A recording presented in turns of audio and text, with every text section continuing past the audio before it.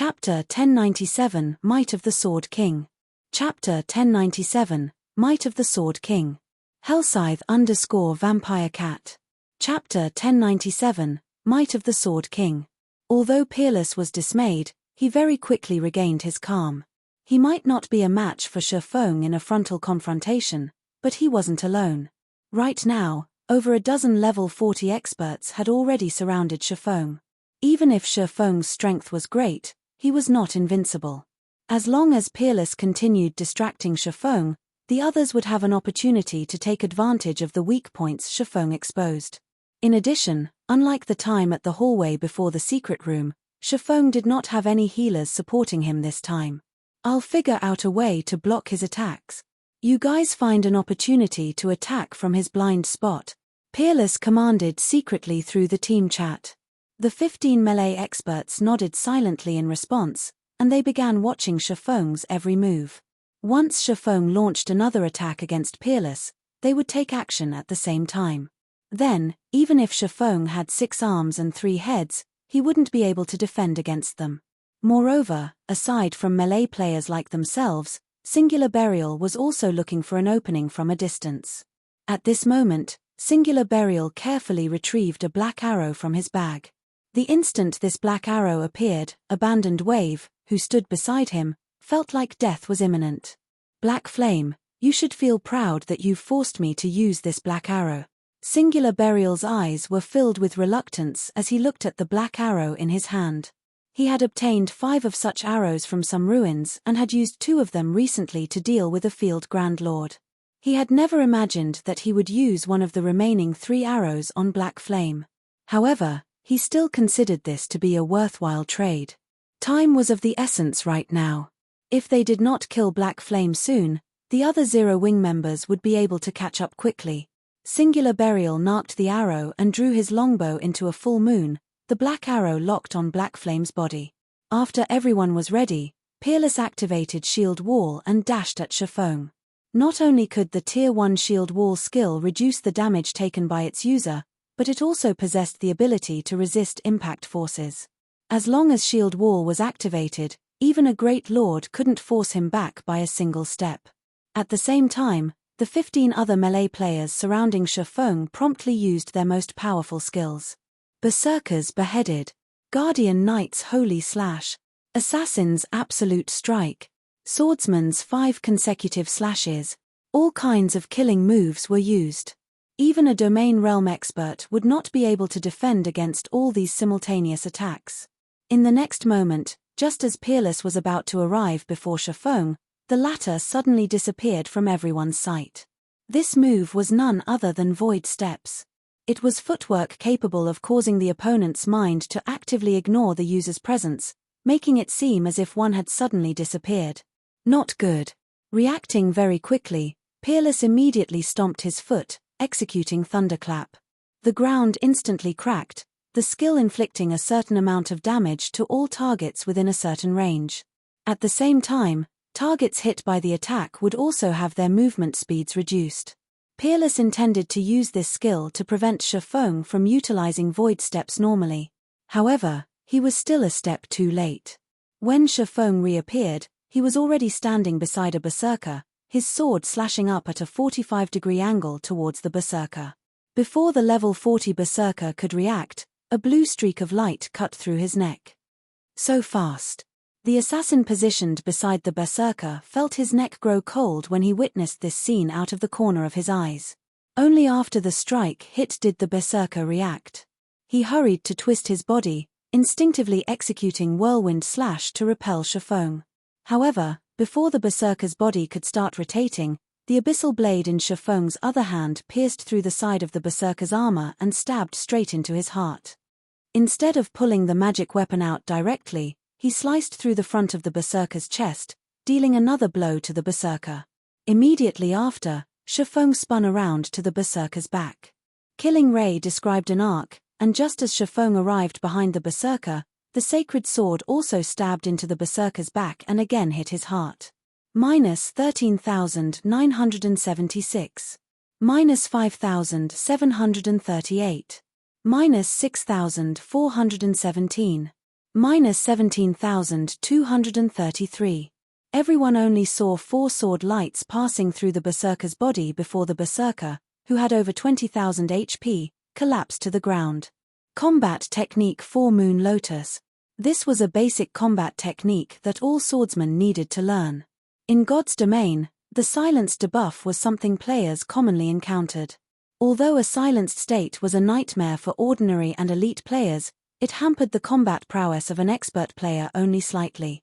This was because they could utilize combat techniques to make up for the loss of their skills, although combat techniques placed a much greater burden on a player's stamina and concentration. In terms of pure power, while combat techniques were inferior to in-game skills, the former was not subject to cooldown. Combat techniques could also be used while silenced. Hence, so long as one was an expert, they would generally have a few combat techniques under their belts. Not only could combat techniques be used to make up for one's lack of combat power when their skills were on cooldown, but combat techniques could also be used to add variation to one's attacks. Due to this flexibility, even an expert with average equipment could easily beat an elite player with superior equipment senseless. The instant the berserker died, everyone felt a chill crawling down their backs. This gorgeous attack was simply an eye-opener for everyone. However, the truly shocking thing was the damage Shifeng dealt the level 40 berserker. "Be careful. He's no longer in a weakened state," Peerless shouted. Previously, he had been wondering why Shifeng possessed such strength despite being in a weakened state.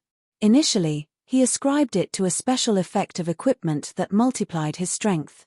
However, after seeing the movement speed and attack speed Shifeng displayed, in addition to the damage he dealt, Peerless became certain that the current Shifeng was already back to his peak state. At Peerless' warning, ugly expressions appeared on everyone's faces.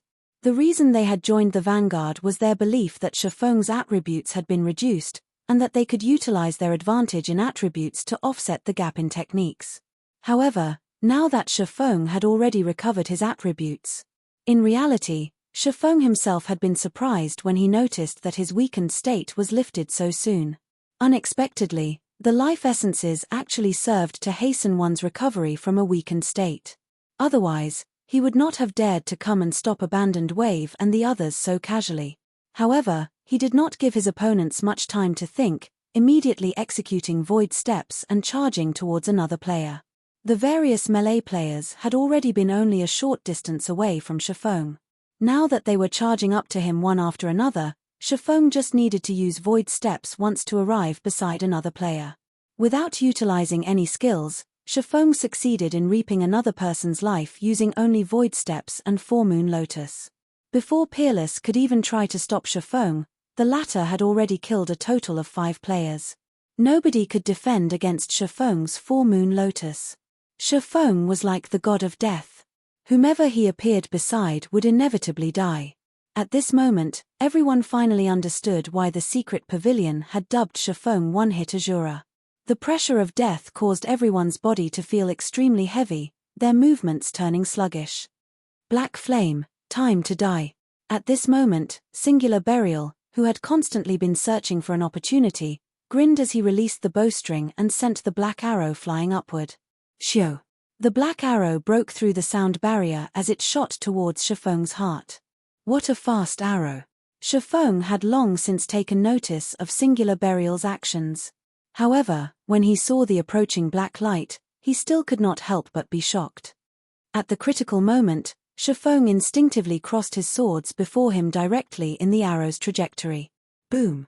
Shifeng immediately felt his hands going numb, his body forced through the air by the arrow as his HP continuously decreased. It felt as if he had just received a meteor with his swords. After recovering from his momentary daze, he moved his swords, deflecting the arrow. Suddenly, a black arrow could be seen flying towards the top of the obelisk. At this moment, less than half of Shifeng's 30,000 plus HP remained. Chapter 1098 Extravagant Combat Method. Chapter 1098 Extravagant Combat Method. Hellscythe_Vampire Cat. Chapter 1098 Extravagant Combat Method. The black arrow shot straight upwards and stopped only after it hit the ceiling of the obelisk. The arrow then transformed into particles of light and disappeared. That was close. The sight of the arrow prompted a thought to pop into Shifeng's head. The black arrow, is it? The black arrow was an item left behind in ancient ruins. It was somewhat similar to magic scrolls, and when used, it could display extraordinary destructive power. This destructive power corresponded to the player's own strength. However, the black arrow's power could go up to tier 4 at most. But even when used against tier 4 mythic monsters, the black arrow could still heavily injure them. As it was an item that could be found only in ancient ruins, the black arrow was still considerably rare in God's domain. In the past, each black arrow sold for a minimum of 300 gold on the market. It was a treasure that many expert teams dearly wished to possess.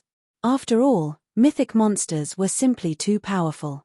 If they could heavily injure such a monster and reduce its combat power slightly, they would have a much easier time dealing with it. Using a black arrow was equivalent to paying 300 gold in exchange for the life of a mythic monster. Such a trade was sure profit. Of course, even if a mythic monster were heavily injured, it still would not be easily killed. Its combat power would definitely remain above a Grand Lord. Hence, teams still needed to have a certain amount of strength. Fortunately, Singular Burial was only a tier 1 ranger. If he were tier 2 right now, he would be able to display the black arrow's full power. In that case, Shifeng would have to activate absolute defense or suffer death. Even so, the black arrow was plenty frightening already. In just a little more than a second, Shifeng had lost over half his HP. Had he delayed in deflecting the arrow by even one more second, he would have really died back there. He didn't die. Singular Burial was stunned by this outcome. Although the black arrow might not be as powerful as a tier 4 single target spell, its might was not something a tier 1 player could easily defend against. After all, Singular Burial had sent a great lord flying over 20 yards and inflicted heavy injuries when he had used the black arrow before. Nevertheless, Singular Burial's arrow allowed the melee players, who had surrounded Shifeng, to breathe out a sigh of relief. Brother Burial, I never thought you would actually possess such a trump card as well. We'll be mainly relying on you to deal with Black Flame from now on. As long as you kill Black Flame, we'll let you have the first pick of the loot, Abandoned Wave said. Previously, he already felt helpless when he witnessed Shifeng's horrific strength. He had never imagined that Singular Burial would still bring him such a pleasant surprise. Peerless similarly had his hopes rekindled as he nodded in agreement with Abandoned Wave's words. Singular Burial had taken away over half of Shifeng's HP in just a single attack. As long as he struck him again, the latter would undoubtedly die. Shifeng's death would break the myth of Zero Wing's guild leader's invincibility. At that time, Zero Wing would definitely receive a huge blow to its reputation. Alright, then. Leave it to me, Singular Burial said, gnashing his teeth. He then retrieved the 2 remaining black arrows from his bag. However, his reaction speed is too fast. Moreover, now that he is prepared for my attacks, it will become much more difficult to hit him.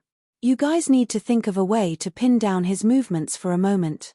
Leave it to us, Peerless and Abandoned Wave said boldly. Previously, they hadn't been confident of dealing with Shifeng, who had recovered to his peak state. However, now that they had Singular Burial's black arrows, they had no problem with distracting Shifeng whatsoever. Immediately, Peerless and Abandoned Wave had the players still capable of using Berserk skills step forward. A total of 8 players had Berserk skills ready for use, 2 elementalists and 6 melee players, which included Peerless. Shifeng's basic attributes were indeed heaven-defying. However, after they used their Berserk skills, their attributes would still be slightly superior to his. With 6 melee players and 2 elementalists working together, they could suppress even a Great Lord for a short period, not to mention Shifeng, whose attributes were still beneath a Great Lord. Go. Under Peerless' command, the 5 other melee experts activated their Berserk skills together with Peerless. With their attributes increased significantly, they charged at Shifeng, who was currently recuperating at the rooftop. At this moment, Shifeng took out an intermediate regeneration potion and drank it. His HP instantly recovered back to 20,000, then began slowly rising bit by bit. Seeing Peerless charging at him, Shifeng promptly executed void steps, avoiding an entanglement with the shield warrior. This move of yours is already useless against me. Very quickly, after pinpointing Shifeng's location, Peerless used Earth Slam. The skill could place all targets within an area of 8 by 15 yards before him into a fainted state. Shifeng's void steps was indeed powerful. However, Peerless had also gradually gotten accustomed to the technique after seeing Shifeng using it multiple times throughout this battle. Although he was only able to catch a blurry view of the swordsman, he could more or less still perceive the direction of Shifeng's movements. In the next moment, Shifeng became visible within the range of Earth Slam. Immediately, the other 5 melee experts executed their own control skills one after another. The 2 elementalists standing at the rear also summoned ice walls to surround Shifeng completely. If Shifeng wanted to retreat, he would have to spend a moment shattering the ice walls. This brief period would be more than enough for the 5 remaining melee players to land their attacks on the swordsman. As long as even a single control skill struck Shifeng, his death would be certain. This was also one of the strong points of in-game skills. If an expert player did not possess any control removal skills or they were silenced, just a handful of elite players working together could defeat them. Right when the 5 melee players were about to reach Shifeng, they suddenly stopped moving. "What's going on with you all?" Peerless bellowed. However, Peerless suddenly felt that something was amiss when he noticed the HPs of the 5 players decreasing rapidly.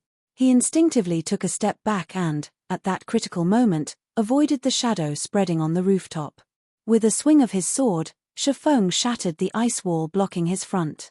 He then looked at Peerless, who was roughly 15 yards away from him, feeling somewhat surprised. His reactions sure are fast. The shadow on the floor was none other than the effect of the Tier 2 magic scroll Shadow Strangulation, which could bind all enemies within a 15-yard radius as well as deal 50% dark damage to them every second for 5 seconds. By the time the 5 melee experts reacted and were about to use their control removal skills, Shifeng was already unfurling another Tier 2 magic scroll, Spears of Judgment. Immediately, 36 holy spears appeared around him, each one capable of 80% holy damage with 100% strength effect. Moreover, they also ignored defense and dealt double damage to dark creatures. Show! Show! Show! The 36 spears shot straight at the 5 melee players.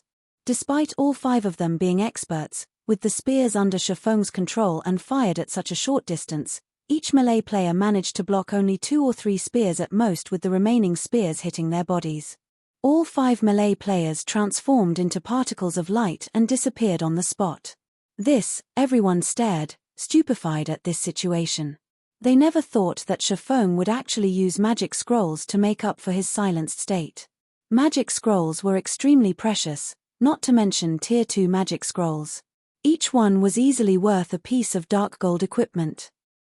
Normally, it would be considered a luxury to use Tier 2 magic scrolls against ordinary bosses. Nobody would be willing to waste them on just a few players. Nevertheless, Shifeng really was using them one after another.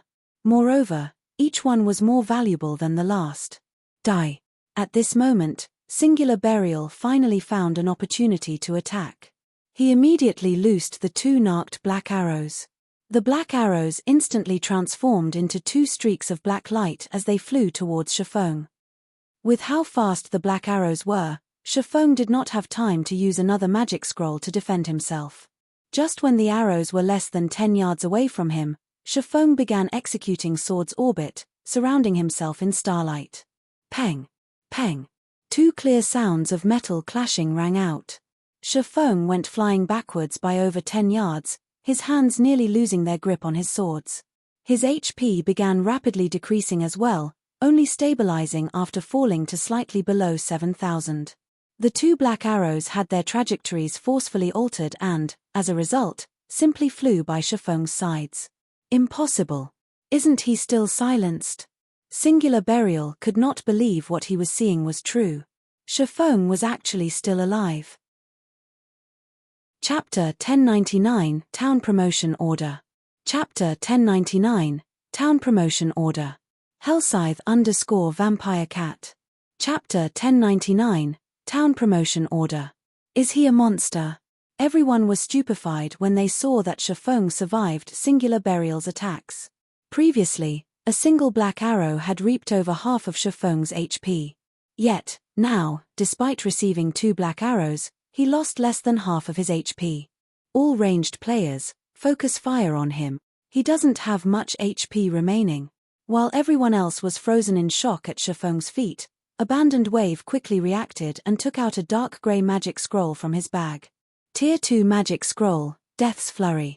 Immediately, 8 grey blades of wind swept towards Shifeng. At this moment, the other ranged players also began launching their own attacks one after another. However, Shifeng had no intention of simply waiting for his death. Executing void steps, he disappeared before everyone once again. The incoming attacks just passed through his original position, not a single one landing on him. Damn it! He actually recovered so quickly. The corners of Abandoned Wave's eyes twitched when he saw this scene. Hurriedly, he commanded, "Everyone, form a defensive formation and advance." Void steps was truly mysterious footwork. Even with how powerful Peerless was, the shield warrior could only make out a blurry figure of Shifeng if the latter was within a radius of 20 yards. Beyond that range, he could not detect the swordsman at all. As for Abandoned Wave and everyone else, not to mention 20 yards, even if Shifeng were standing within 10 yards of them and launching an attack on them, they wouldn't notice a thing. Hence, the only method to deal with this problem was to advance in a defensive circle. This way, Shifeng would have no opportunity to approach Abandoned Wave, who was inside the circle. Peerless had also immediately entered the defensive circle, fully prepared to protect Abandoned Wave.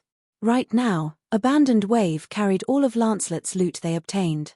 If he died, all the loot would definitely drop. While having a single person carry all the loot was a risky move, having multiple people carry them would give Zero Wing an easier chance to target them and make it more difficult to protect the loot. Anyhow, Abandoned Wave himself was a level 40 assassin. In terms of combat standards, he was also a considerably powerful expert. As long as he entered stealth, he could easily escape detection. Faced with Abandoned Wave and the others slowly advancing defensive formation, Shifeng would appear sporadically before players standing at the outer edge, reaping a life before disappearing again. If he had enough time, he would even kill 2 players. What a tough turtle shell. Shifeng was rendered speechless by his opponent's actions. He had already used up all the AoE attack magic scrolls he had on hand. There were only a few single target attack and control magic scrolls left, not enough to affect the overall battle at all. However, if he tried jumping over, they would definitely discover him while he was in the air. Players in midair could not change their movement trajectory. They would be sitting ducks. However, if he was greedy and went for more kills each time, he would very quickly lose his life under a barrage of attacks. After all, his opponents were not ordinary players. They coordinated well with each other, and their attacks were also very accurate. Moreover, he normally couldn't finish off a player with just 1 or 2 moves without executing a combat technique. Having no other choice, he could only chip away at the formation. As the number of players dwindled, Blackwater's members fell into an endless panic. Those standing at the outer layer of the defensive circle, in particular, were trembling with fear, dreading becoming the next sacrifice. Shifeng was simply too fast. Not only were his appearances sudden, but even his attacks were impossible to detect. Moreover, by the time they began launching their counterattacks, Shifeng had long since disappeared. Yet, they also weren't allowed to give chase. These guild elites and experts finally came to understand what an expert really was. Compared to Shifeng, those experts that boasted the ability to go up against 10 or 100 opponents by themselves were simply weaklings. If faced against those kinds of experts, Blackwater's members could still put up a modicum of resistance. Shifeng, however, instilled so much fear into their group of several hundred players that they did not even dare to move. Moreover, when he was attacking them, the only thing they could do was await their impending doom. Time passed by quickly. Due to the defensive formation, Abandoned Wave and the others advanced at a crawl. Consequently, Shifeng managed to gradually whittle the team of several hundred players down to just 100 or so. Right now, however, the group was only 100 yards away from the ceiling crystal ball. Upon seeing the gigantic crystal at the peak of the tower, everyone with Abandoned Wave revealed expressions of joy and relief. As long as they shattered the crystal ball, the barrier surrounding the town would disappear once again. They could then find a hiding place and use their return scrolls instead of just quietly waiting for their deaths here. Good. We're close enough. All assassins and rangers, charge forward and destroy the crystal. Everyone else, continue advancing in the defensive formation. Abandoned Wave, who had been in stealth all this time, commanded softly. Previously, they had been too far away from the crystal ball. Shifeng would have wiped them out long before anyone could even enter within attack range of the crystal ball.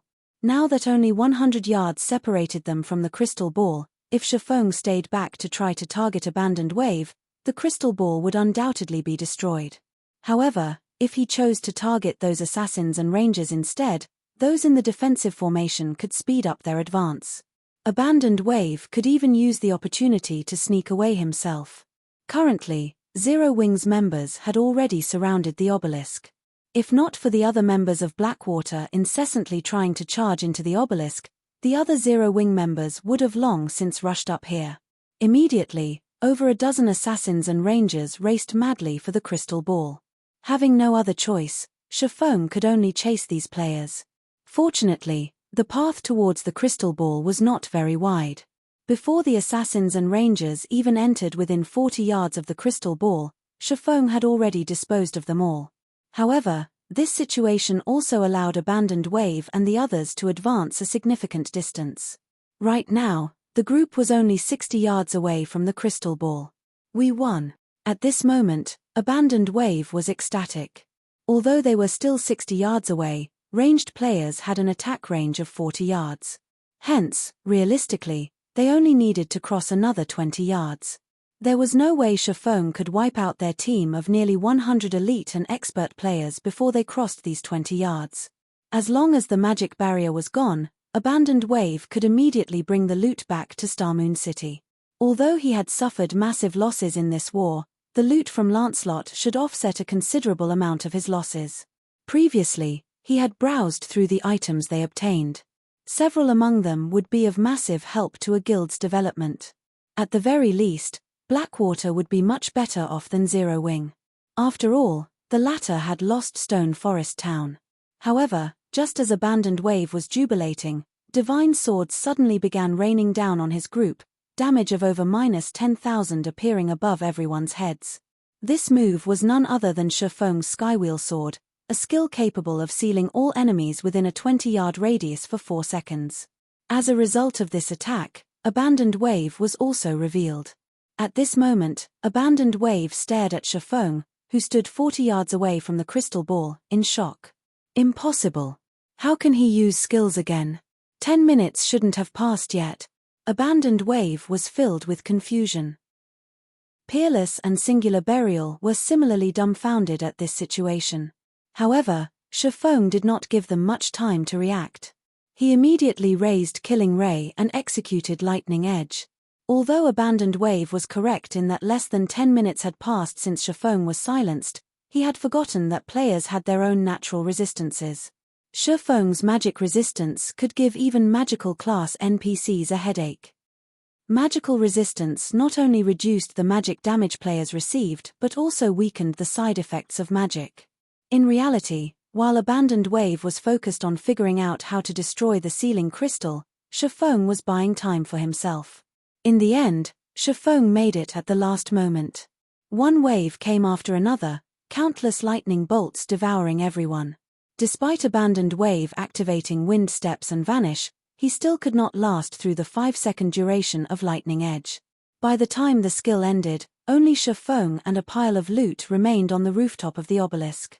Word of Abandoned Wave's and the others' deaths quickly spread to everyone fighting desperately inside Stone Forest Town. The death of the commander would affect a guild's performance considerably.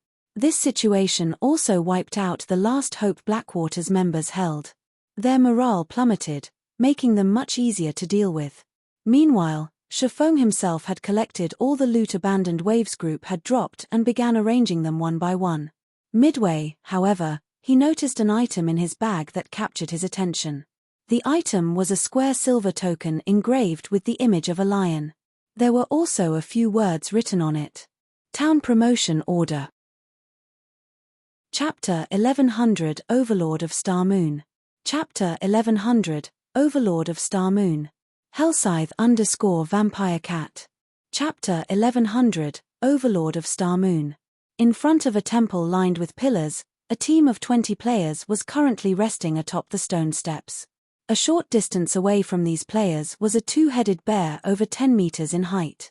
If one paid close attention to the bear, one would discover it to be a level 60 Grand Lord. Even a 100-man elite team of the same level would be no match for something like this. Yet, this 20-man team actually defeated it. The highest-leveled player in this team was already level 42, with the majority being level 41. As for the equipment they wore, even the most inferior piece was level 40 dark gold equipment. This was a team that could rank at the top even in super guilds. However, every one of these people was an independent player, none of them belonged to a guild. Big Sis Endless, what happened? A level 41 female cleric asked when she noticed a surprised expression suddenly appearing on Ling Jingxuan's face. It's nothing. I just read an interesting message, that's all, Ling Jingxian replied, smiling. An interesting message? What is it? The female cleric could not help but ask curiously. Very few things could catch the interest of Ling Jingxian. Generally, anything that could do so was a considerably amazing matter. Blackwater has just been annihilated by Zero Wing. Most likely, news of this matter will quickly spread throughout God's domain, Ling Jingxian answered. The way she spoke made it seem as if this matter was none of her business. Annihilated? At this time, a level 42 Guardian Knight carrying a snow-white round shield on his back joined in on the conversation. Surprised, he continued, there must be a mistake, right? I heard that the Blackwater Guild is considerably powerful. It even has the Blackwater Corporation backing it. How can it possibly lose so miserably? The term annihilated was very rarely used for guild wars. After all, with so many players participating in the war, not to mention annihilation, even trying to wipe out 70% or 80% of the enemy's forces was an extremely difficult proposition. Meanwhile, annihilated was generally used only when more than 95% of a belligerent's forces had been eliminated. In order to obtain such an outcome, one of the two sides in the conflict usually had to be many times stronger than the other. Shaking her head, Ling Jingxian asserted, Blackwater has indeed suffered total annihilation. And it was not only Blackwater but also the armies dispatched by Heaven's Burial and Pantheon. Not a single player from those three guilds managed to leave Stone Forest Town alive. Upon hearing Ling Jingxuan's words, everyone on the team was stupefied. As Blackwater was merely an upstart guild, annihilation was certainly a possibility. However, what about Pantheon? That was a super guild. When had it ever suffered annihilation? Just how powerful is Zero Wing? They are simply too amazing. Even other super guilds have never managed to annihilate Pantheon's armies. Just how did Zero Wing manage to do it? With this, Zero Wing is set for life. They will definitely cause a storm in God's domain. However, I'm guessing that Pantheon won't take this lying down. After all, Zero Wing has used them as a stepping stone. Pantheon definitely will not let Zero Wing off the hook in the future. I wonder what rank Zero Wing will get during this year's Virtual Gaming Guild annual evaluation. It is very likely that Zero Wing will be evaluated as a first-rate guild. However, after this incident, I can't say for sure. I heard that 2 super first-rate guilds have been going downhill recently. They might even get replaced at this rate. I don't think it will be possible for Zero Wing to become a super first-rate guild. However, its position in this year's top 5 rookie guilds should be secure. Right, Endless, seeing as you are paying such close attention to Zero Wing, do you have a friend in Zero Wing, perhaps? Although everyone present was an independent player, their understanding of the inner workings of the virtual gaming world was not one bit lacking in comparison to that of members of large guilds. They knew just how powerful super guilds were. It was truly rare to see an upstart guild capable of such results. Friend. After giving the question some thought, Ling Jingxian answered seriously, something like that. In any case, I am certainly concerned about Zero Wing. Due to Abandoned Wave's defeat, the entire Blackwater Guild was in an uproar. Even the upper echelon of the Blackwater Corporation had asked for her to attend a meeting to plan how to quickly redeem this humiliation in the near term. After all, this was the Blackwater Guild's first major war. It would have been fine if they had merely suffered defeat. The crucial point was that they had been annihilated. Even if they managed to destroy Stone Forest Town and inflicted immense damages on Zero Wing, this was still not an outcome to be proud of. In the public's view, the only reason for Blackwater's destruction of Stone Forest Town was its inability to obtain the town for itself. Apocalypse Empire, the Imperial capital's Dragon Phoenix Pavilion's residence. They wiped out Blackwater. Phoenix Rain felt somewhat skeptical when she read the message she just received. Zero Wing's opponents this time had included 200,000 monsters, over 100,000 Blackwater elite members, 50,000 Heaven's Burial elite members, and 3 core legions of Pantheon, one of which was even the famous Red Jade Legion. In the end, however, Zero Wing still managed to come out on top. No matter how she looked at it, this outcome was somewhat unrealistic. For Zero Wing to have achieved precisely this result was simply unbelievable. Big Sis Rain, should we still make a visit to White River City? Blue Phoenix asked. The competition for Thunder Island this time was considerably intense. Let alone the power of just the Phoenix Pavilion, even if they used the full power of the Dragon Phoenix Pavilion, their chances of obtaining the rights to the island would still be slim. Moreover, compared to the Town of Beginnings, which they controlled, Thunder Island was much more important. Of course, we're going. The more Phoenix Rain read the report in her hands, the more joyous she felt. Originally, she had not been that confident about the matter of Thunder Island. However, after seeing Zero Wing's information, they might have a chance at victory after all. Meanwhile, in Starmoon Kingdom, all the official forums had long since exploded. Practically every player in the kingdom was discussing the war. Blackwater and Heaven's Burial had lost miserably this time. This was especially true for Blackwater. Many guild members were already expressing their dissatisfaction with the leadership in the war. Within just 10 minutes of the war's end, over 10,000 players had withdrawn from the guild, many of them elite players. In addition, the fall of Blackwater and Heaven's Burial allowed the Star Alliance, which had been suppressed all this time, to rise up once again.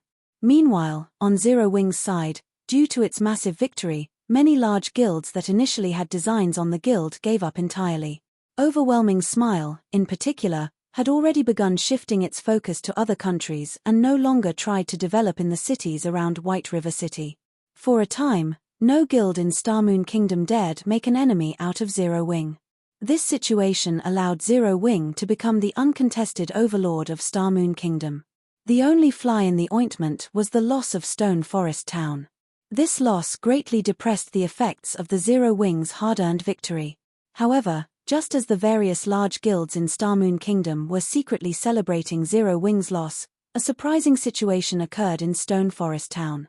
The evil energy polluting the town was actually starting to weaken and dissipate gradually. Chapter 1101 Benefits After a Great War. Chapter 1101 Benefits After a Great War.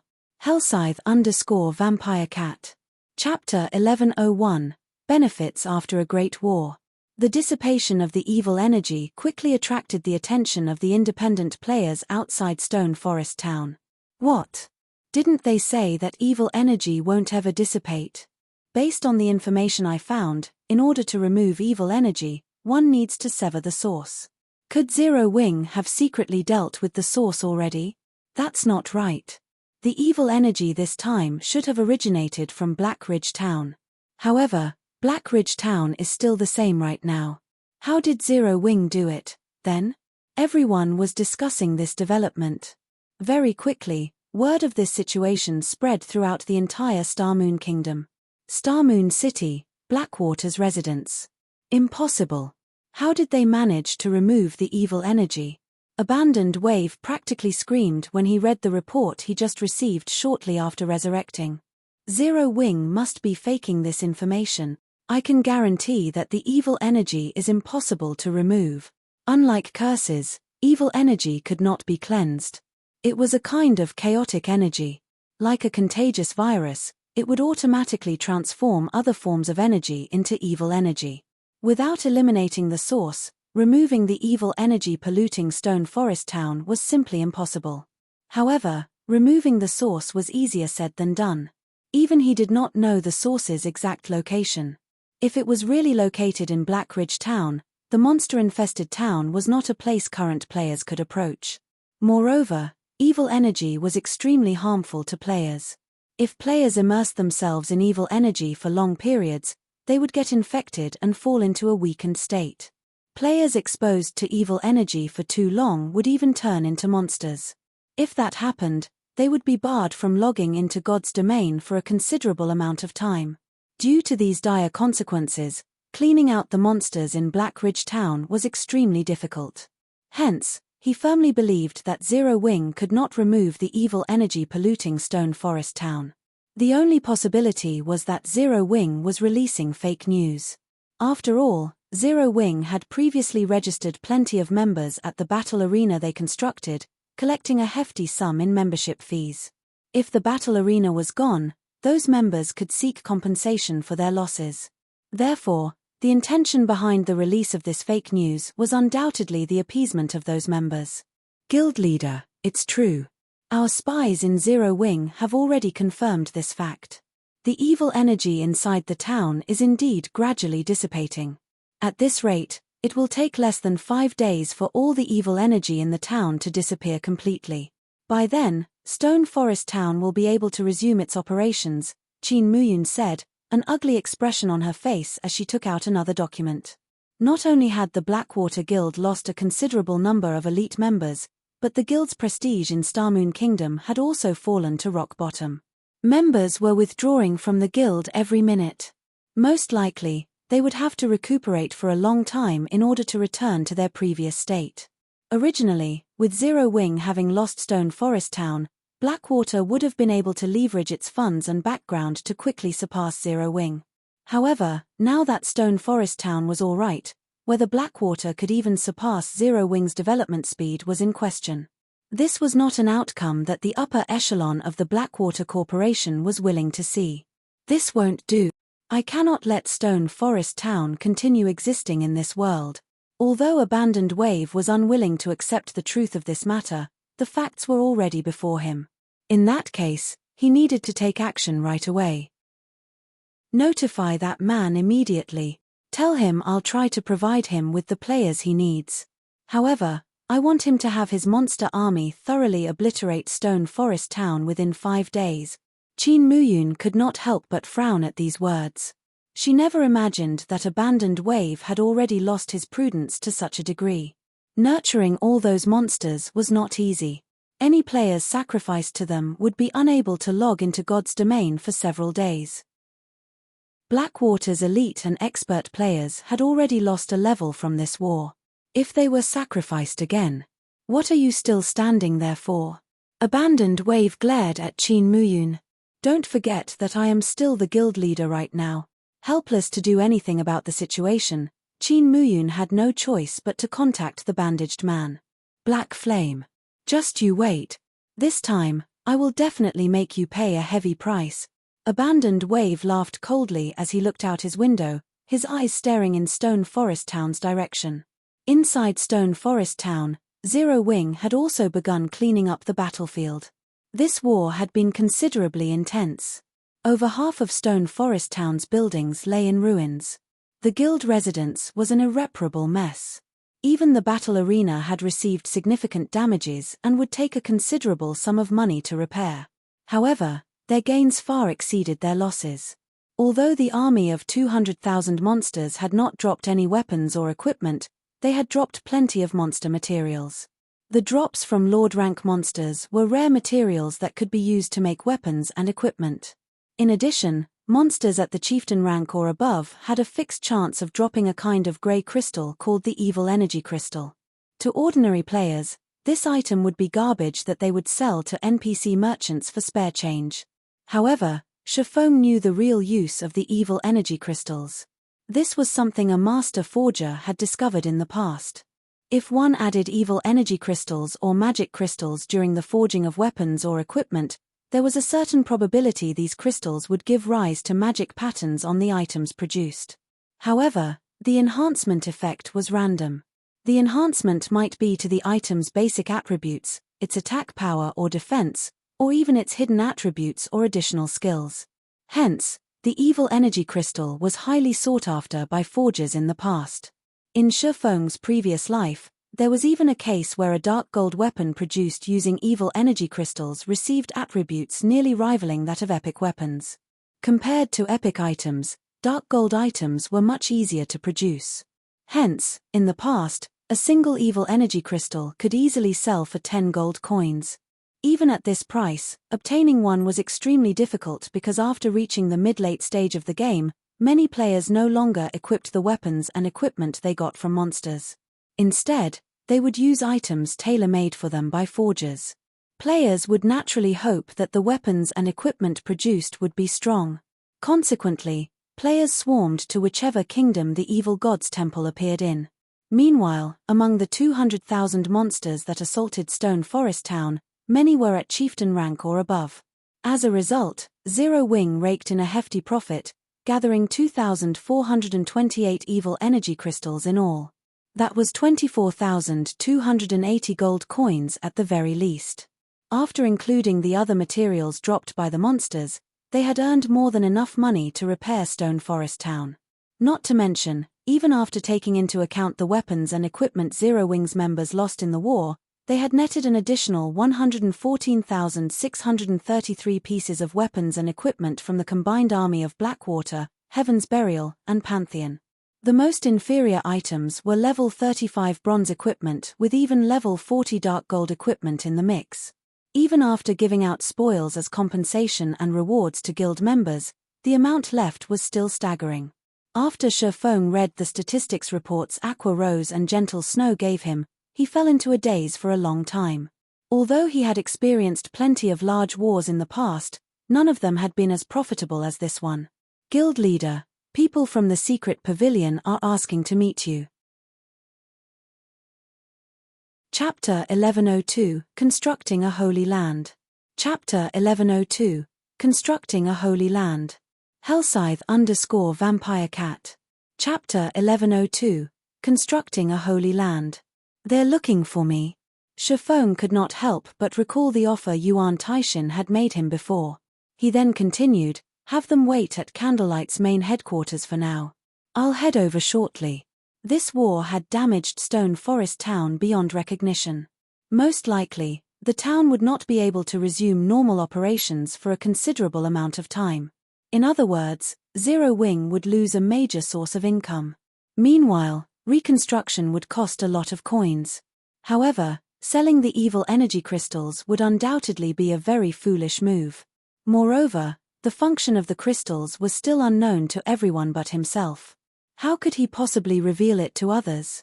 Yet, just the income from the candlelight trading firm was not enough to fund the reconstruction.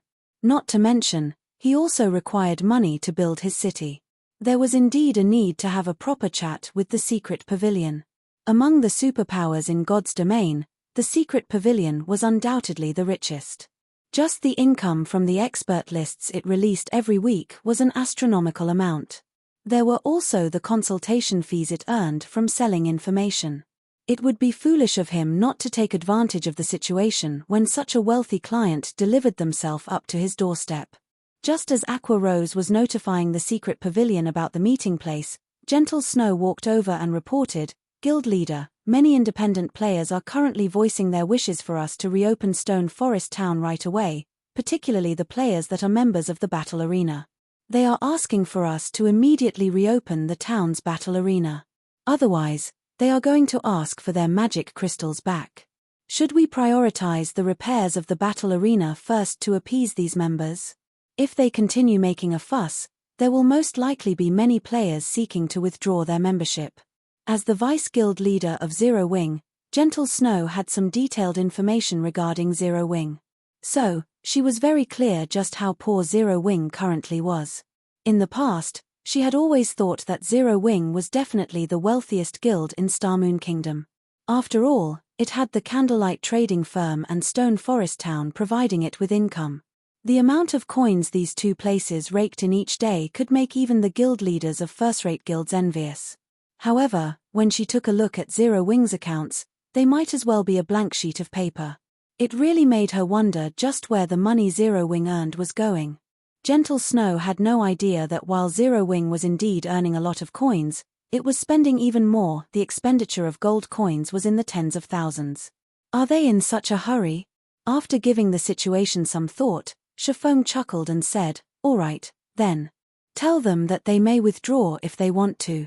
However, once the town is reconstructed, the membership fee for the battle arena will be increased to 1,200 magic crystals. Moreover, rental for the combat rooms will be doubled. If they wish to withdraw their membership, I very much welcome them to do so." This, Gentle Snow could not help but stare at Shifeng, stunned. They would practically be chasing away their customers if they did so. Previously, the membership they charged was already out of reach for most independent players. Only a fool would be willing to pay 1,200 magic crystals. Not to mention, if they doubled the rent of the combat rooms, it might even affect business at the battle arena. Relax. Just tell them as is. Shifeng waved his hand, not bothering with additional explanations. Previously, he had focused on running Stone Forest Town as a small town that even ordinary players could enjoy. Now, however, he had changed his mind. He intended to turn Stone Forest Town into a holy land for PvP. Now that there were 3 magic towers in Stone Forest Town, the ambient mana density was much higher than before. Just the cost of maintaining the 3 towers was extremely high.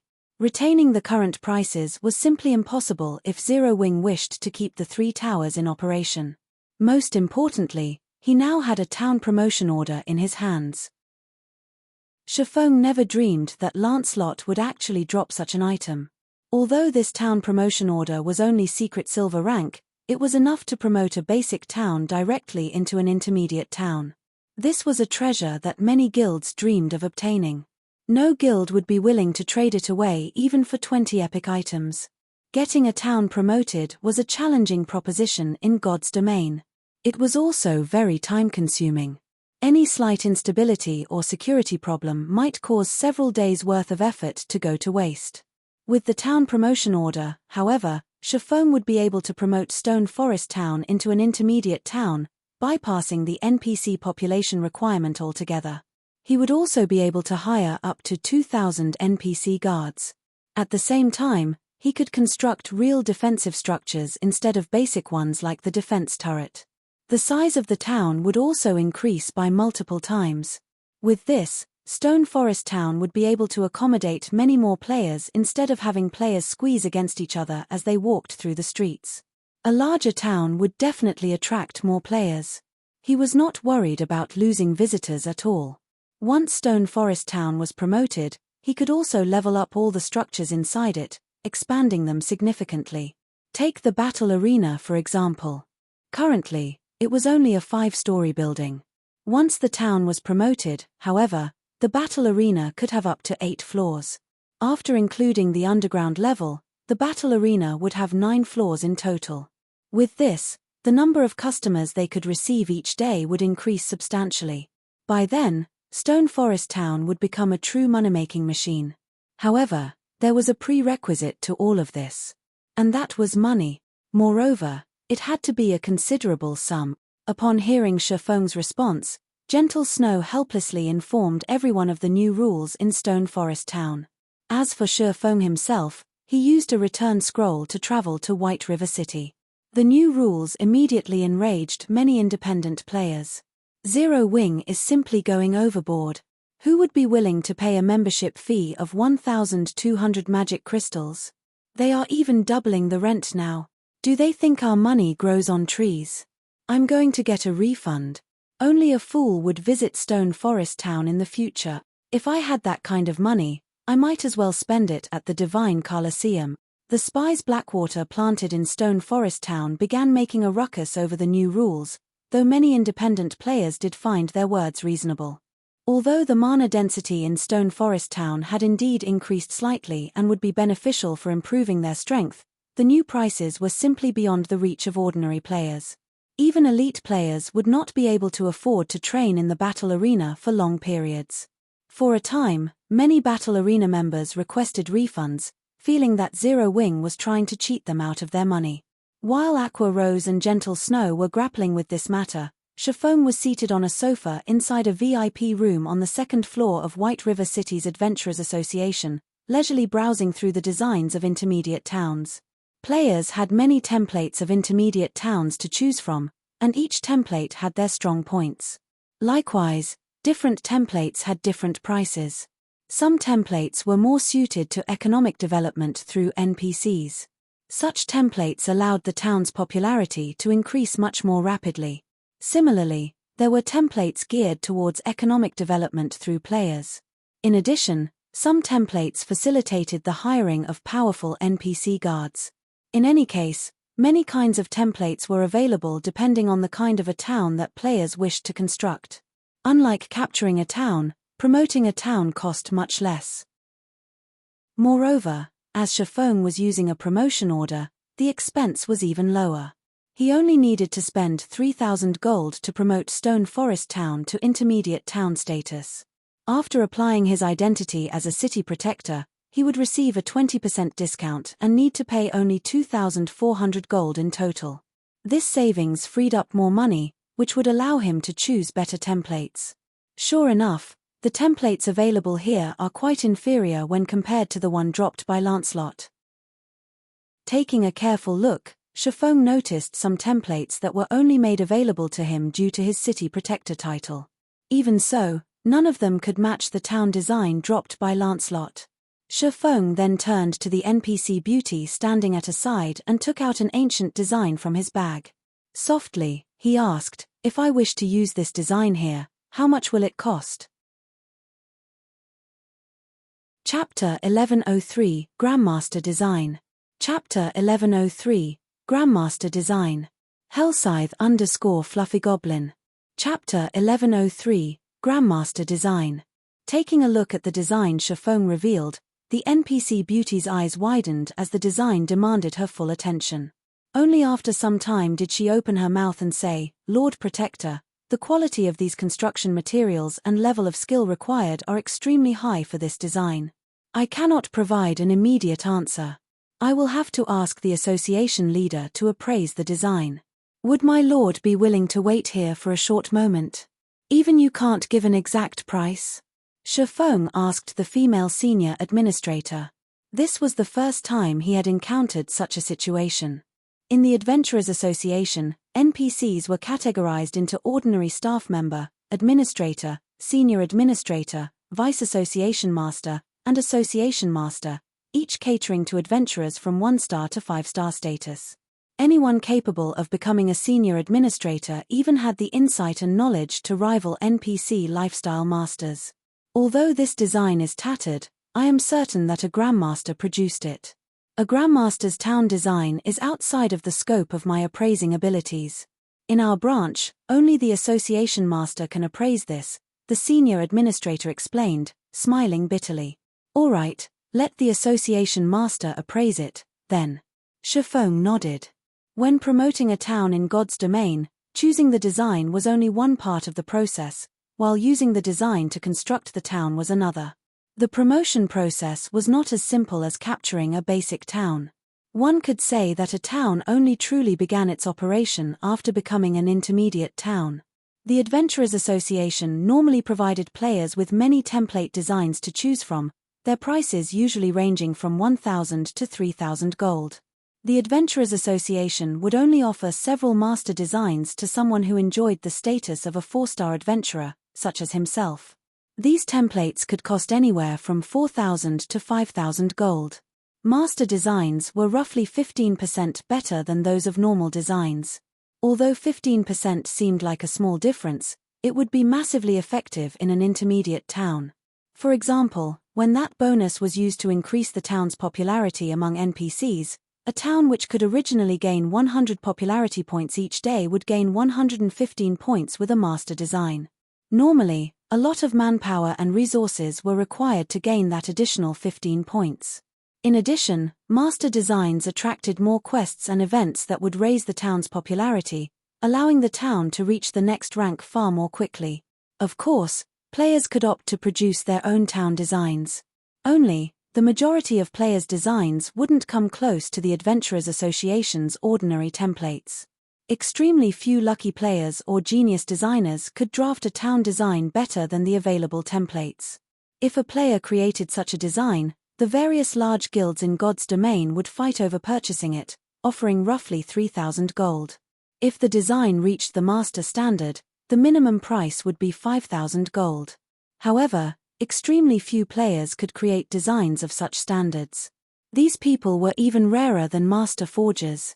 Among the 28 items Lancelot had dropped, 20 were epic materials.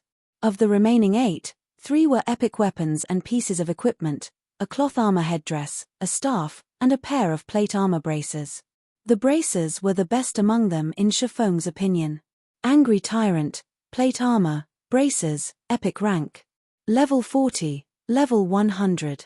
Equipment requirement, strength 1200. Defense plus 755, level 40. Strength plus 60, agility plus 32, endurance plus 35. Ignore levels plus 5. Ignore 20% of the target's defense. Increase the effect of strength by 15%. Additional passive skill 1 dash. Blood Frenzy. When the wielder's HP falls below 50%, strength increases by 20%, attack speed increases by 30%, and damage received increases by 20%. Additional passive skill 2 dash. Angry Blow. When attacking, there is a certain chance to increase strength by 100%. The braces were a collection of violence. The increase to the effect of strength, in particular, was rare even on epic weapons and equipment. Without hesitation, Shifeng took the braces for himself. With this, he had a total of 5 epic items and 1 fragmented legendary item on his person. After including the level 50 magic light set equipment, his strength was even higher than a tier 2 berserker of the same level. Only his physique and skills were still somewhat inferior. As for the 5 remaining items, 2 were tier 4 magic scrolls, 2 were designs, and the last one was the town promotion order. When Shifeng had discovered that one of the 2 designs was a town design, he had been ecstatic. Normally, town designs dropped in the field came from masters. That was the equivalent of saving 5,000 gold. Moreover, Shifeng very much preferred this town design's heavy emphasis on transportation. Transportation might not seem very important, but it had a considerably special town effect. Once the town was complete, as long as the town spent a sufficient amount of money, it would unlock the transport carriages between towns. Not only could these carriages transport players, but they could also allow NPC merchants to reach the town more quickly. It was a design capable of enhancing the town's popularity among both players and NPCs. Now that he had confirmed that this was a Grandmaster design, Shifeng felt the Holy Land for players beckoning him. A Grandmaster design was 30% stronger than normal templates. In the past, even an ordinary Grandmaster design could sell for tens of thousands of gold, much less these designs at this stage of the game. Right now, Shifeng wouldn't sell the design even if he were offered 1 million gold. When Shifeng thought about the carriages that would soon travel back and forth from Stone Forest Town, his heart beat madly. At this stage of the game, mounts were extremely rare. The carriages could save players a lot of time when traveling to Stone Forest Town. Players would be far more willing to stay in Stone Forest Town. Even when mounts became popular in the future, how could a common mount compete with a carriage? Moreover, the carriage's speed was not always the same. Once Stone Forest Town became an advanced town, the carriages would upgrade to advanced carriages. Only with a mysterious iron mount could one match the speed of an advanced carriage. Once transportation was no longer a barrier, what player wouldn't want to visit Stone Forest Town? Setting aside the battle arena, now that Stone Forest Town had 3 magic towers, independent players could enjoy double the benefit of resting in a hotel. Right now, the town's hotels were only slightly less effective than private rooms in a guild residence. Normally, independent players could only dream of having this effect. With these 3 major conditions, Stone Forest Town would undoubtedly become a holy land for players. After Shifeng waited in the room for a short while, The NPC administrator returned to the room with his town design. Lord Protector, our association master has appraised your design and confirmed it to be a Grandmaster design. However, as the requirements for this Grandmaster design are extremely high, the construction fee will be many times more expensive than usual. Including all of the required materials, it will cost 30,000 gold. Moreover, this price cannot be discounted. May I know if Lord Protector still wishes to use this design to construct your town? 30,000 gold? Shifeng frowned. He had thought the price might be quite high, but he hadn't expected it to be this high. That was 30,000 gold. He could build 5 towns with a master design with that kind of money. Chapter 1104, Intermediate Town. Chapter 1104, Intermediate Town.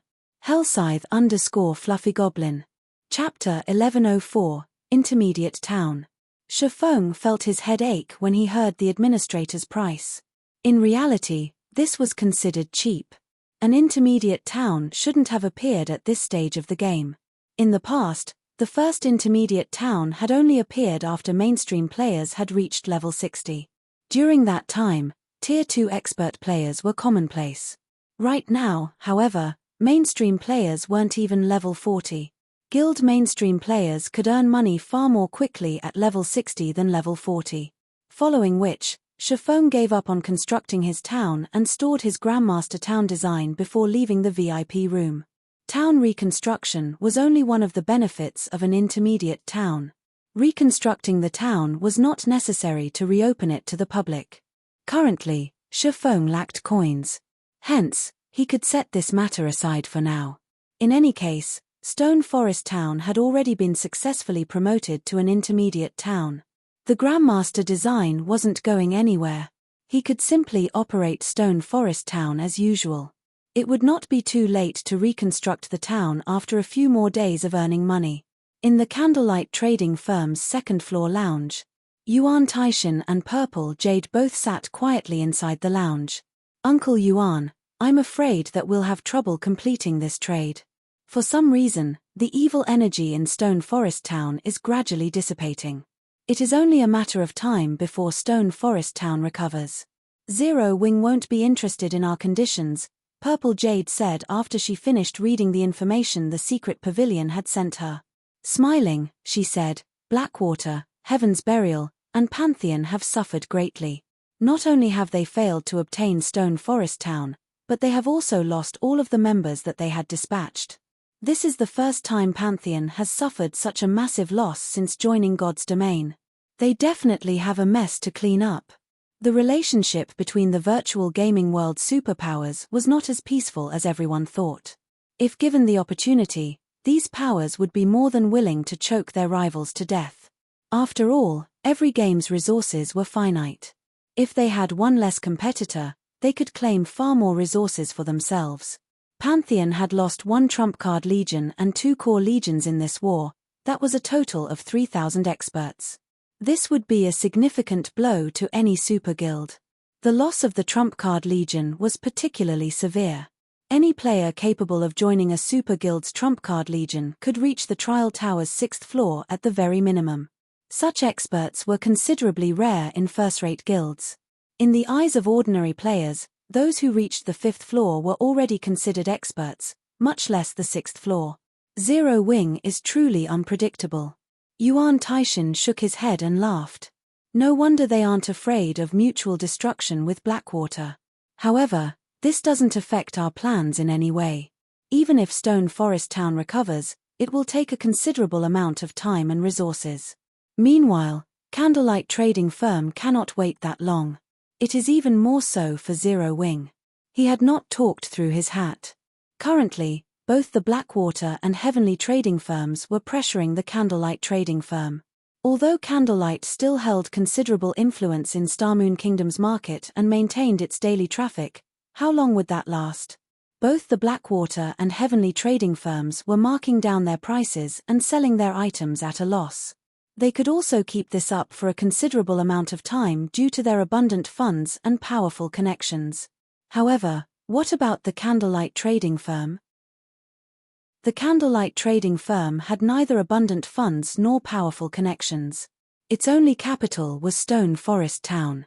There was no way Candlelight could win a price war against the Blackwater and Heavenly trading firms. Moreover, without sufficient coins, Zero Wing could not continue to develop. Now that Zero Wing was in the limelight, this was the perfect opportunity for the guild to develop and widen the gap between itself and Blackwater. If Zero Wing only continued its development after Blackwater recovered, the guild would be in big trouble. If Blackwater decided to take action against Zero Wing again, it would take more precautions and would not be caught off guard as it had been in this war. Furthermore, Zero Wing currently had an agreement with the Secret Pavilion to hand over the bronze mounts and strengthening devices. These items were considerably expensive, obtaining them would not be that easy. If Zero Wing wished to earn more coins, working with the Secret Pavilion was undoubtedly the best decision.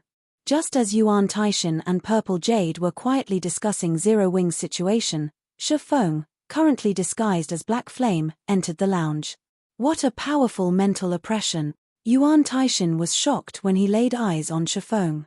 Meeting the man in person felt massively different than watching Shifeng on the screen.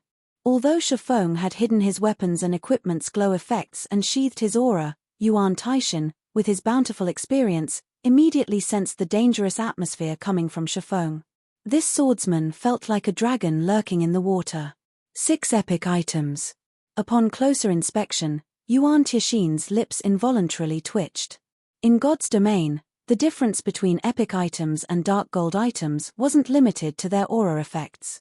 There was also a huge difference in the materials used to produce them. Even if Shifeng tried to hide his item's glow effects, players who were familiar with the materials could easily recognize the item's quality. Yuan Taishan had researched the various materials available in God's domain precisely to gauge others' strength. After all, there were too many experts who preferred to keep a low profile in God's domain. If he knew how to determine equipment quality, should he come across an independent expert, he might be able to recruit them into the Secret Pavilion. As for his enemies, he could use this knowledge to gauge their strength and respond appropriately. Uncle Yuan, are you sure? Purple Jade was slightly doubtful when she heard Yuan Taishan's words. Even their guild leader did not have as many as 6 epic items on him. At most, he had around 3. Epic items were simply too rare. Even Grand Lords rarely dropped them. Hence, even now, she only had 2 epic items. Even so, many of the guild's upper echelons were incredibly jealous of her. Of the 2 epic items, one was a weapon while the other was a pair of shoes. She had obtained the shoes during a fortuitous encounter. However, that encounter had cost her a level and plenty of effort. As for the weapon, the guild had given it to her due to her status as the guild's top genius. Even a genius like Cold Autumn had not received an epic item. Yet, Shifeng had 6 epic items. Anyone would question this matter. Do you doubt this old man's judgment? Yuan Taishan could not help but roll his eyes at Purple Jade. Although he was no match for the little girl in terms of potential, he could rank among the top 5 in the guild when it came to judging item quality. 6 epic items. Is this the secret to Black Flame's strength? As Purple Jade quietly watched Shifeng approach, her will to challenge the man to a fight was immediately extinguished. Only those who used epic items knew their strength. If 2 combatants had roughly equal combat standards, the one with 6 epic items would trample over the one with only 2. Furthermore, her standards were weaker than Shifeng's. By challenging him right now, she'd only ask for a beating. After Shifeng took his seat and before Yuan Taishan spoke, he received a message from his guild. Stone Forest Town has been promoted to an intermediate town.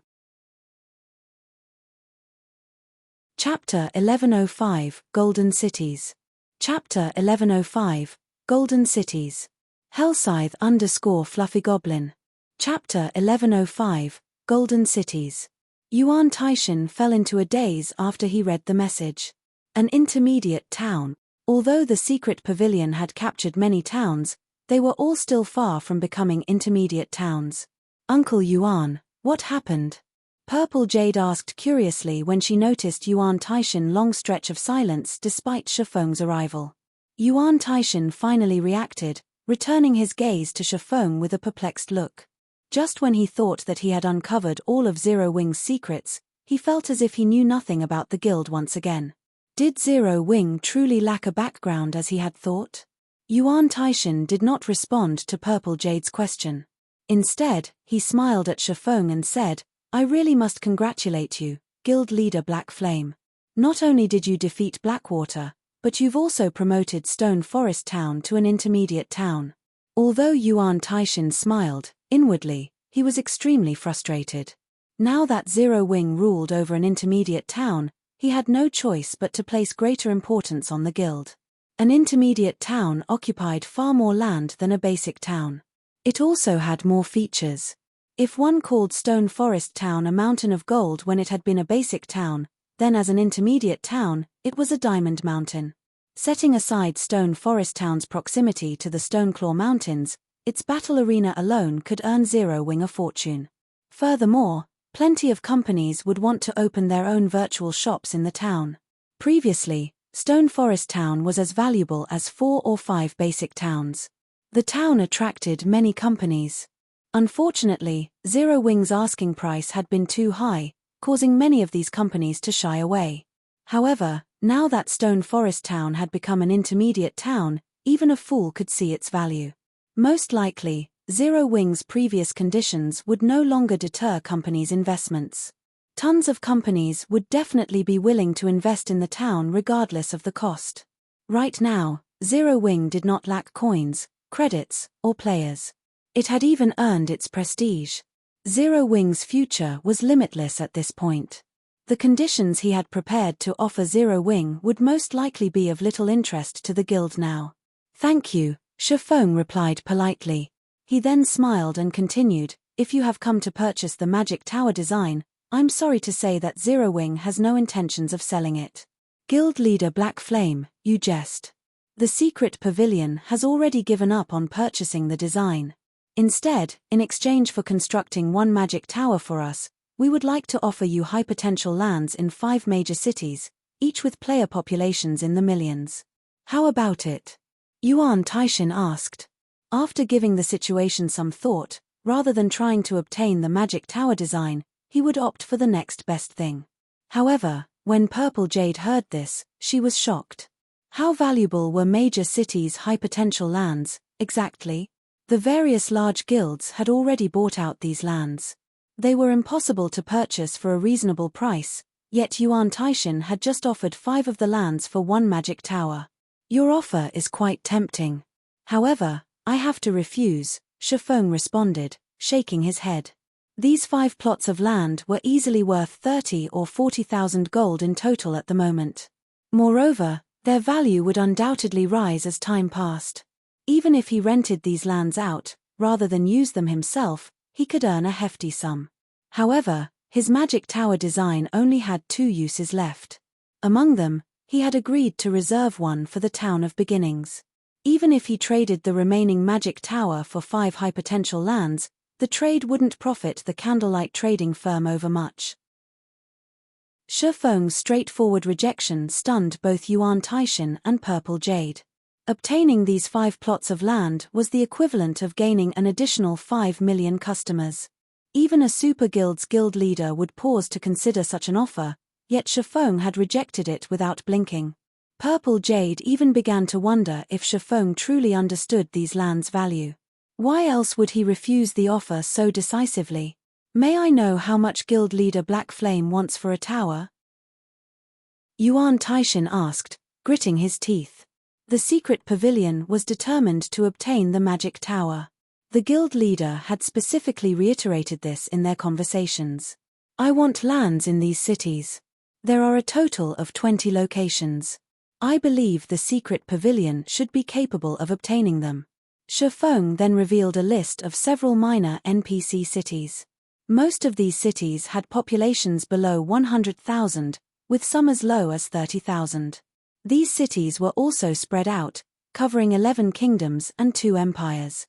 This, when Yuan Taishan heard that Shifeng wanted 20 plots of land, he nearly cursed at the man. However, when he read the list and noticed that all of the names belonged to minor cities, he was stupefied. Even if he added all of the city's player populations, the total was less than 2 million. Moreover, the lands in these locations did not have much potential. He could not fathom what was going through Shifeng's mind. However, this was good news for the secret pavilion. Guild leader Black Flame, is this all that you want? Yuan Taishin asked. He doubted that Shifeng was so generous. Of course not. I still want a 20,000 gold construction fee. Seeing Yuan Taishin's skepticism, Shifeng had no choice but to state a more reasonable price. Truthfully, his price was quite high. Even Shifeng thought that he was ripping off the secret pavilion. Although these 20 plots of land were not particularly expensive, they served a great purpose. However, even if he wanted to buy these lands himself, he could not. Other large and small guilds already occupied them. These guilds would only part with the lands at a reasonable price if an existence like the secret pavilion took action. In the past, these land cities had been known as Golden Cities. These cities had earned that name due to their proximity to high-level maps that provided diamond wood. Diamond wood was a rare type of wood in God's domain. It was specifically used to produce high-ranking boats. Even if diamond wood were used to produce a common speedboat, that boat's standards would almost be on the same level as bronze speedboats. Hence, diamond wood had been incredibly popular among the various large guilds and seafaring adventurer teams. Unfortunately, diamond wood was extremely rare. Many kingdoms and empires lacked maps that provided the wood, including Starmoon Kingdom. Now that he had his own medium shipyard, he had to prepare. In the past, he hadn't had this opportunity. Now that the chance was before him, how could he miss it?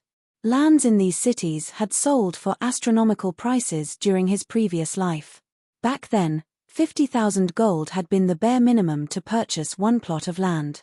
Unlike ordinary materials, players could not store the wood meant for crafting boats in their bag space. Rather, players had to transport the wood at its full size. Moreover, even when the wood reached an NPC town or city, it was still considerably troublesome to transport the wood to its final destination. Of course, players could utilize teleportation arrays to transport the wood. Only, the price of teleporting a single log was far higher than teleporting a player. In the past, the most common transportation method had been transport carriages. However, it would be foolish to transport a single log each trip. Hence, players usually stockpiled the wood before hauling it all at once. However, NPC towns and cities did not permit players to leave piles of items on the streets. If anyone dared to do so, their items would be confiscated immediately. Due to this, the various large guilds had needed warehouses to store the materials. To put it simply, guilds in the past had spent 50,000 gold to purchase warehouses for their diamond wood. Chapter 1106 Advanced Transport Carriage. Chapter 1106 Advanced Transport Carriage. Hellscythe_Fluffy Goblin. Chapter 1106 Advanced Transport Carriage. An additional 20,000 gold? For a moment, Yuan Taishin fell into deep thought. Fine. However, once we make the payment, you need to begin the Magic Tower's construction immediately. Although the minor city's 20 plots of land and the 20,000 gold was slightly more expensive than the 5 high-potential lands in major cities, the latter's value had far more space to grow. That's fine. When the deeds for those 20 plots of land and the 20,000 gold arrive, we will begin the tower's construction.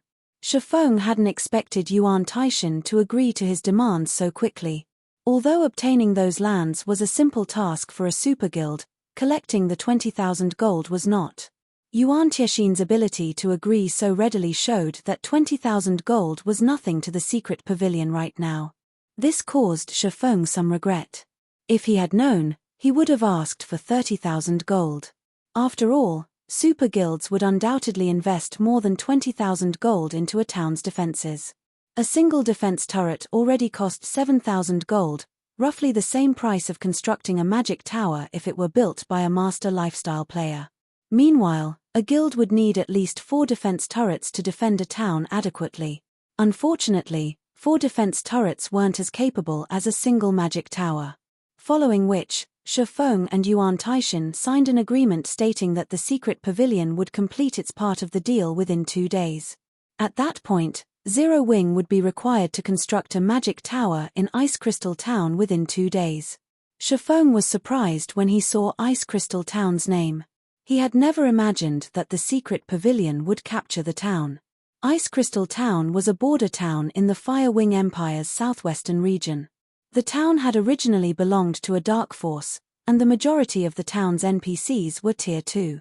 There were even several Tier 3 NPCs in charge of the town. Even the Fire Wing Empire had to consider actions against the town carefully. However, this town was precisely the reason that the Fire Wing Empire had given up on evicting the dark forces in the area. One could just imagine how difficult it would be for players to raid the town. Although Ice Crystal Town appeared ordinary, it was the closest town to the neutral map, Sunset Mountain Range. As a neutral map, the Sunset Mountain Range did not fall under the influence of any kingdom or empire. The map was also roughly half the size of a kingdom. As no kingdom or empire had ever developed the map, it had far more resources than the various kingdoms and empires. Moreover, many races lived in that map. Without the many restrictions that were usually found in kingdoms and empires, many dark forces often operated in the map. Players could also find items there that were not available in kingdoms and empires. Sadly, players couldn't teleport there. They could only travel to the map on their own power. Ice Crystal Town's popularity among players would undoubtedly surpass Stone Forest Town if someone could obtain it. Pioneering the Sunset Mountain Range would be considerably convenient for a guild. As expected of the secret pavilion, it actually managed to secure Ice Crystal Town so early in the game. Shifeng was fairly envious. The Fire Wing Empire's player population exceeded Star Moon Kingdom's by many times. For players, Stone Forest Town's sole attraction was the Stoneclaw Mountains. However, the regional dungeon had a level 50 limit. Once mainstream players exceeded that limit, the town would lose its appeal. On the other hand, the Sunset Mountain Range's limit ranged between level 50 and 120. Ice Crystal Town would be popular in the Fire Wing Empire for a long time. If a magic tower were built in the town, it could easily garner 3 to 5 times more players than Stone Forest Town. However, Shifeng gave the matter little thought. Zero Wing was only starting to get on the right track. How could it possibly compete with a well-established guild like the Secret Pavilion? Moreover, he had earned a fortune through this transaction. Only, he wouldn't see the profits immediately. Once his shipyard officially opened for business, those 20 plots of land would begin to show their true value. The high-level maps near those minor cities had yet to be developed. No one had noticed the benefit of constructing boats with rare wood yet, either. Now was the perfect time to purchase diamond wood in bulk. Once he had trained enough lifestyle players, he would have collected enough diamond wood to mass-produce boats. Following which, Shifeng bade Yuan Taishan and Purple Jade farewell. White River City's teleportation hall. A constant stream of independent players teleported into White River City. Among them, many immediately set out to inquire about Zero Wing's residence, all of them wishing to join the popular guild. Big Sis Rain, is this really White River City? Blue Phoenix, who wore a black cloak, asked as she observed her surroundings. Elite players wandered throughout the teleportation hall. There were also the members of many large guilds. Among them, there was no lack of level 39 and level 40 experts. Meanwhile, outside the teleportation hall, many players hawked their goods, and their items were just as astonishing. Selling a level 35 secret silver plate armor chest piece. Find me for a private chat if interested. Selling a level 40 mysterious iron weapon. Only magic crystals accepted as payment. Watching the players sell weapons and equipment on the street, Blue Phoenix wondered if they had teleported to the wrong place. At this stage of the game, both level 35 secret silver equipment and level 40 mysterious iron weapons were considered high-quality items. Even in empires, very few players would willingly sell them, yet so many players did just that in White River City. It was simply inconceivable. Meanwhile, the various adventurer teams present were the most shocking. Many adventurer teams recruited members to head to the Twin Towers Kingdom. The minimum requirements to join these teams were to be level 39 and a full set of level 35 secret silver equipment. Applicants also had to be capable of reaching the trial tower's 4th floor. Players who met these criteria would be considered experts in a large guild. Phoenix Rain was also somewhat surprised. Even in Star Moon City, she hadn't encountered such a busy scene. This was the first time she had heard or seen one of a kingdom's major cities surpass the capital. After leaving the teleportation hall, Phoenix Rain quickly noticed a large number of advanced carriages moving about the streets. Hailing a carriage wasn't easy due to so many players fighting for their own. Why is Yuan Taishan here? Just as Phoenix Rain was about to climb into an advanced carriage and head to the candlelight trading firm, she discovered 2 players atop mounts stopped before the teleportation hall's entrance. Both the man and the woman wore black cloaks. Although the cloaks prevented others from seeing their IDs and levels, as the two did not hide their appearances, those who knew them could recognize them easily. This was especially true for Phoenix Rain.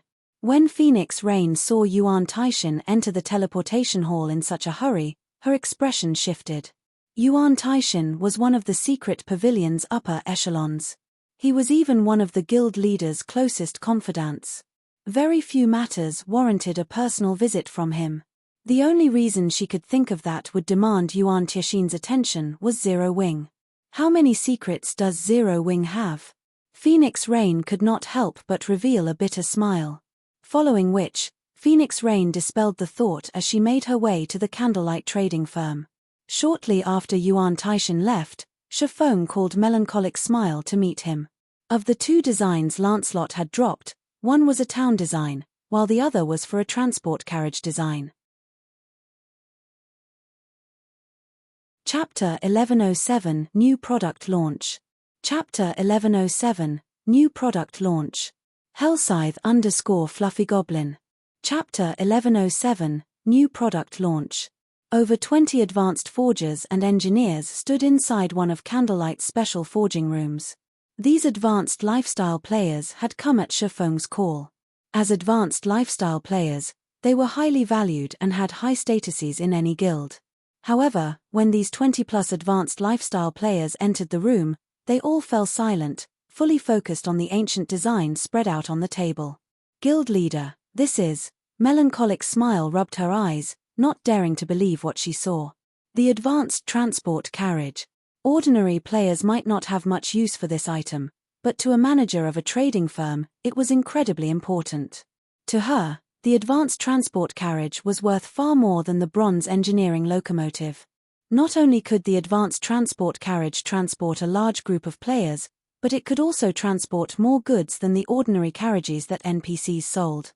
Many important items in God's domain couldn't be stored in a player's bag space. Players were required to carry such items by themselves.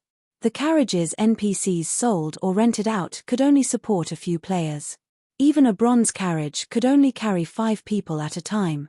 And while a bronze carriage could carry plenty of items in its bag space, it could only carry a maximum of 10 items that couldn't be stored in a bag space. Most importantly, these carriages could only travel on official trade routes, which greatly limited their uses. Transport carriages, however, were different. As player-crafted items, they did not have many road restrictions. The basic transport carriage could already hold up to 10 players. In addition, its bag space was larger than NPC bronze carriages, and it could carry up to 30 non-bag items. It was also faster.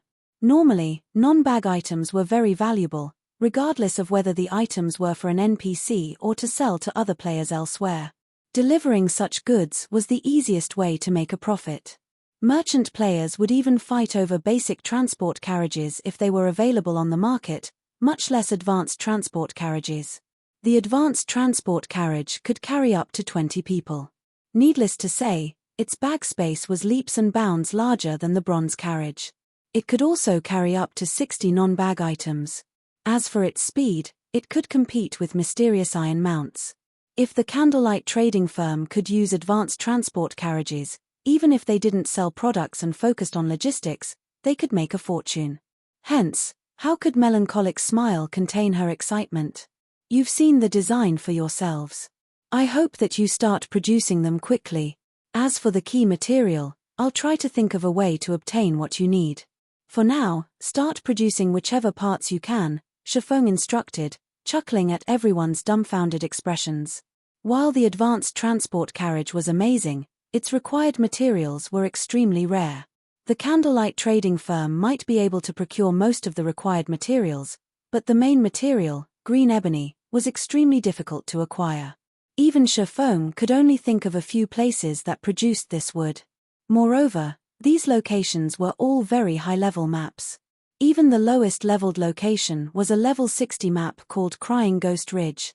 Unfortunately, it was a neutral map, a forbidden land for current players. Only Tier 2 players would dare to grind there. However, for the advanced transport carriages, Shifeng intended to make the trip. If he had transport carriages, he could open trade routes from Stone Forest Town to other NPC towns sooner than he had planned. Following which, Shifeng had the advanced lifestyle players research the advanced transport carriage components, while he instructed Melancholic Smile to stay behind. After the others left, Shifeng looked to Melancholic Smile and asked, "What's the situation with the Blackwater and Heavenly trading firms?" Before the war, both the Blackwater and Heavenly trading firms had waged a crazy price war with the Candlelight, hoping to push Candlelight out of Starmoon Kingdom's market while they whittle down Zero Wing's financial strength. Now that Blackwater and Heaven's Burial had suffered such a massive defeat, the two guilds would take some sort of action. This was especially true since Zero Wing urgently needed money. As you've guessed, they have reduced their prices again.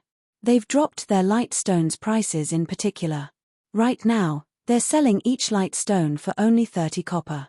They aren't even trying to cover their production cost now, Melancholic Smile slowly reported. For current players, light stones were a must-have item. They were also the candlelight trading firm's most competitive product. Now that the Blackwater and Heavenly trading firms have lowered their prices to 30 copper, one could see how much the two trading firms hated Candlelight. At 30 copper, Blackwater and Heavenly couldn't even cover their production costs. Candlelight trading firm, however, could still make a profit due to their many advanced forgers. In addition, due to the special forging rooms, powerful flames, and other support tools, Candlelight's production cost for lightstones was only 20 copper. Since they want to play, let's humor them until the end. Sell the light stones for 25 copper each. We'll also start selling the exotic stamina potions. Shifeng did not feel anything in particular about this situation. He had long since prepared for the day when the light stones would no longer be profitable. After all, the light stones were a common product in God's domain. He was satisfied with the fortune he had already made off of them. Meanwhile, the exotic stamina potion he was about to launch was different. Candlelight had exclusive rights over the exotic stamina potion's recipe. Its price was also within ordinary players' budgets. This was definitely a must-have potion. Most importantly, this potion would become popular among gathering players. One of players' main sources of income in God's domain was gathering raw materials. However, players consumed far more stamina when gathering materials than in boss battles. Moreover, the rarer a material was, the more stamina players would consume. This resulted in frequent forced breaks and limited gathering times. Once they released the exotic stamina potion, Shifeng refused to believe that players, who preferred to gather materials rather than fight monsters, would pass this new product by. "I'll get it done right away." Melancholic Smile nodded excitedly. The Blackwater and Heavenly trading firm's actions had irritated her. Now that they were about to launch the exotic stamina potion, she wanted to see how those two trading firms planned to compete with Candlelight. Following which, Melancholic Smile reorganized the layout of the Candlelight trading firm's first-floor hall, setting up a counter specifically for the exotic stamina potion. The new counter immediately garnered the attention of many players. "Leader, look over there. Candlelight seems to have launched a new product. Let's head over and take a look." Immediately, a large crowd gathered around the first floor's new counter. "Crap! Isn't this potion a little too amazing? It can actually recover stamina." Chapter 1108, 10 people. Chapter 1108, 10 people. Hellscythe_Fluffy Goblin. Chapter 1108, 10 People. When the crowd read the exotic stamina potion's description, excitement shone in their eyes. As one of the major hidden attributes, stamina played a massive large role in players' everyday lives. However, it was very limited. Leader, we hit the jackpot this time. This stamina potion is perfect for the Silent Swamp. With this potion, we won't have any problems reaching the swamp's core, a level 38 berserker exclaimed through his team chat. Why are you in such a hurry? Let's take a look at the price first. If it's too expensive, I'd rather stick to grinding in the swamp's outer region, a level 39 shield warrior replied. However, although his tone was indifferent, anticipation flashed in his eyes. Inwardly, he hoped that the exotic stamina potion was too expensive. The Silent Swamp was a level 40 to level 50 high-resource map. However, as this map was a swamp, players consumed a lot of stamina while moving through it. Moreover, the deeper one ventured into the swamp, the more stamina they consumed. Hence, the various large guilds had avoided sending members there to level up. This provided an excellent opportunity for independent players like themselves to make money and level up quickly. Previously, on their team's first trip to the Silent Swamp, they discovered that the map was a land of treasures. They frequently came across rare minerals and herbs. Although there were a lot of monsters there, if one were careful, they could walk away with a significant harvest. Unfortunately, during this period, more players headed to the Silent Swamp, causing their income from the swamp's outer area to plummet, yet they couldn't venture into the inner and core regions as their stamina consumption would be too severe. If they encountered monsters with nearly depleted stamina, they would undoubtedly suffer a team wipe. However, if they took too many breaks, they wouldn't get far, and their harvest would be quite small. If they could use this exotic stamina potion, they could reach the swamp's core and its abundant resources. At that time, their daily income would skyrocket. Their team would also be able to gather enough money to equip everyone with mounts. By then, they would earn the other adventurer team's envy. As this level 39 shield warrior was occupied with his thoughts, the other independent players surrounding the counter calculated their own potential gains and losses. Quickly look. The pre-sale price is out. Did Candlelight list the wrong price? There must be a mistake. How can the exotic stamina potion be this cheap? The players in the hall cried out in shock when they saw the pre-sale price. The mana mixture the Blackwater and Heavenly trading firms sold only had a duration of 2 hours. The exotic stamina potion, on the other hand, lasted 10 hours. Moreover, unlike the mana mixture, which only increased the user's maximum mana by 10%, the exotic stamina potion increased the user's maximum stamina by 10% and increased stamina recovery rate by 80%. One exotic stamina potion was roughly the equivalent of 5 mana mixtures, yet it only cost 10 silver coins per bottle. It was much cheaper than the mana mixture. How could they believe this? However, even after some time, the NPC manning the counter did not change the price. This situation drove everyone crazy as they panted and stared at the exotic stamina potion's sales timer. There were 30 minutes until the exotic stamina potion went on sale. However, none of these players showed any indication of stepping away from the counter. They lined up and waited for the potion's sale. They also contacted their party and team members in secret to gather more money. As players continued to notify others about the exotic stamina potion, news of the potion quickly spread like wildfire. Immediately, it caused a commotion in White River City. To gathering players and players who spent a long time in the fields adventuring, the exotic stamina potion was a godsend. The exotic stamina potion? I never expected Candlelight to sell something like this. With this, we won't have any problems in the ancient ruins in the Twin Towers Kingdom. Send someone to buy the potions immediately. Buy as many as you can. The various guild elite teams preparing to head to the Twin Towers Kingdom promptly made their way to the Candlelight trading firm after receiving the news. The relatively calm Candlelight trading firm instantly boomed with business. Meanwhile, sitting in the Candlelight trading firm's second-floor lounge, Phoenix Rain and Blue Phoenix were shocked over this situation. Big Sis Rain, Zero Wing is amazing. Despite all the effort we've put into gathering information, We have yet to find any items capable of stamina recovery, yet Zero Wing is about to put one up for sale. Moreover, it's so cheap. With this, Blackwater and Heaven's Burial must be growling in frustration, Blue Phoenix said, giggling as she watched the players line up in the first-floor hall. One could purchase an exotic stamina potion that lasted for 10 hours for just 10 silver coins. That was the equivalent of paying 1 silver per hour. Even ordinary players could afford this.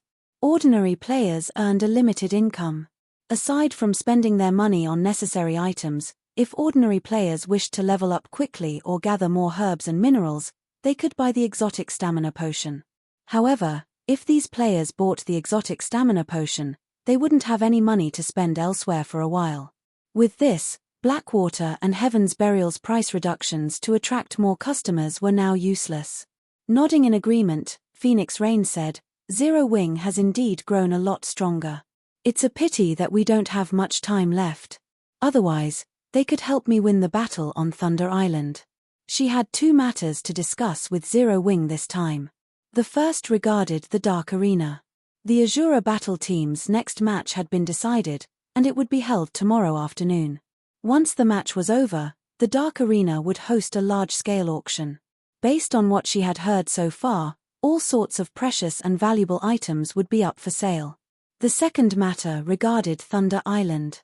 Currently, the competition over Thunder Island grew more intense with each passing day. More guilds were starting to reach for Thunder Island. In fact, Nine Dragons' Emperor had even employed his family's influence for this matter. Although she, too, had used her family's influence, she still faced many difficulties regarding the island. Hence, she planned to borrow some of Zero Wing's members to assist her. As Phoenix Rain and Blue Phoenix conversed, Shifeng entered the lounge. What a powerful mental oppression! Blue Phoenix was shocked when Shifeng joined them. She had always been curious about the strength of Zero Wing's guild leader. Now that she was meeting the man in person, it would seem that the rumors about him were true. The powerful mental oppression she felt from Shifeng made her feel somewhat strangled. Rather than a player, Shifeng felt like a humanoid monster. Phoenix Rain, however, was not particularly surprised. She had watched the video of Shifeng's battle in Stone Forest Town. Otherwise, she wouldn't have bothered with a personal trip to the candlelight trading firm. May I know why the Phoenix Pavilion Master suddenly requests my attention? Have they announced the competition's official date? Shifeng asked after taking his seat, smiling at Phoenix Rain. Although the Azura battle team's opponents had been decided some time ago, the competition's date had been a mystery. This competition in the Dark Arena was incredibly important to him. As more major corporations took part in the Dark Arena, the bets on each match would increase. At this point, it shouldn't be difficult for a winning team to walk away with 20 or 30,000 gold. To Zero Wing, which urgently needed funds, the Dark Arena was an invaluable source of income. You're half correct. The competition will take place at 10 p.m. tomorrow in the Flame Dragon Empire's imperial capital, Phoenix Rain said, chuckling. I'm also here to borrow 10 players from Zero Wing. Chapter 1109, Holy Land at Sea. Chapter 1109, Holy Land at Sea. Hellscythe _ Fluffy Goblin. Chapter 1109, Holy Land at Sea. Borrow some of our players? Shifeng gave Phoenix Rain. The Dragon Phoenix Pavilion was a super first-rate guild. The pavilion recruited a large number of members each year, and they had tons of guild-nurtured experts. Yet, that same Dragon Phoenix Pavilion had sought him out to borrow manpower. This was inconceivable. That's right. I wish to borrow 10 people to help me with a task. Once the task is complete, I will pay you 5,000 magic crystals. If the task fails, I will pay 1,000 crystals. Of course, I will offer additional compensation should any deaths occur during my loan, Phoenix Rain said, smiling as she nodded. May I know what guild leader Black Flame thinks of this? Normally, when hiring experts to help with a quest, payment was in the form of either credits or coins. An ordinary expert would only cost several gold to hire, while even Apex experts only cost around 100 gold. Meanwhile, she had offered magic crystals as payment. Magic crystals were far more valuable than coins. It was a hard currency. The various large guilds already treated magic crystals as a strategic resource. They might be able to purchase 10 or 20 magic crystals from independent adventurer teams or small workshops, but when the numbers climbed into the triple digits, it was practically impossible to find enough on the market. 5,000 magic crystals was a considerable sum for any large guild. Some large guilds didn't even have so many magic crystals in their warehouses. Now, by loaning 10 of its experts, Zero Wing could potentially earn 5,000 magic crystals. This was definitely a tempting offer. Phoenix Pavilion Master, can you reveal the details of the task? Shifeng was indeed tempted after listening to the offer. Aside from running a guild, his goal in establishing the Zero Wing workshop was to accept commissions. However, requests like Phoenix Reigns were rare. That's fine. The task is very simple. I just need Zero Wing's members to defend an ancient tower on Thunder Island, preventing anyone else from capturing it. As Thunder Island is a very special place, only a very limited number of players can be there at a time. When the time comes, our enemies won't be able to dispatch much manpower. It would be a miracle if they could send 20 or 30 players. As long as Zero Wing's members defend their assigned tower until the pavilion's main force captures a monster encampment, the task will be a success, Phoenix Reign explained after giving the matter some thought. News of Thunder Island had long since been spread among God's domain superpowers. It was no big secret. Currently, to secure a larger share of Thunder Island, the various superpowers were recruiting helpers from all over the place. Some had even hired extremely powerful independent players. This was all due to the unique conditions to capture Thunder Island. It was not an issue that could be resolved with a large army. Rather than quantity, one needed quality. Hence, she was asking for Zero Wing's help. Zero Wing had performed magnificently in the Dark Arena. Its members definitely qualified to take part in the battle on Thunder Island. In addition, she had found plenty of Apex experts elsewhere. Although she might not occupy Thunder Island exclusively, she should have no problems taking control of a small portion. When the initial skirmish was over, her next step would be to fight the other super guilds slowly. Thunder Island. Information about Thunder Island immediately surfaced in Shifeng's mind. Thunder Island was in an extremely dangerous sea zone. That zone was known as the Sea of Death. One could find plenty of treasures and fortuitous encounters in the Sea of Death. There were even numerous ancient ruins in the zone. The abundant resources in the sea zone surpassed imagination. Thus, many maritime adventurer teams often explored the Sea of Death. Meanwhile, the only location in the Sea of Death that players could reside in was Thunder Island. As for the other islands in the sea zone, players couldn't survive on them for long periods. Once the night sky covered the Sea of Death, a large number of underwater monsters appeared. There were simply too many of these monsters for players to contend with. Thunder Island was only an exception because the island received thunder and lightning all year round. Even after night arrived, sea monsters couldn't reach the island. Thunder Island became a safe haven of sorts in the Sea of Death. As a result, bloodbaths had been a constant on Thunder Island in the past. The various superpowers in God's domain all wanted Thunder Island for themselves. However, it was not that easy to occupy Thunder Island. In the past, not one of these superpowers had controlled the entire island. In the end, various superpowers jointly operated the Holy Land at sea. Shifeng had visited the island many times in the past. Unfortunately, as his guild had been too weak, they had never qualified to establish a small base in this Holy Land. He had been forced to travel to Thunder Island by boat each time he visited. Shifeng had not expected the war over Thunder Island to begin so soon in this life. This task won't last very long. It'll be over in a day or so, Phoenix Reign added after Shifeng had remained silent.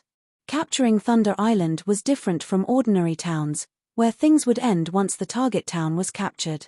In order to gain authority over the town on Thunder Island, one needed to capture monster encampments. The more encampments one captured, the more authority one could utilize. If one captured all of the monster encampments on Thunder Island, they would obtain the highest authority on the island.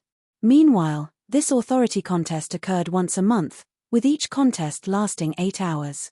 Moreover, during the day of the contest, Thunder Island would be enveloped in an ancient magic array.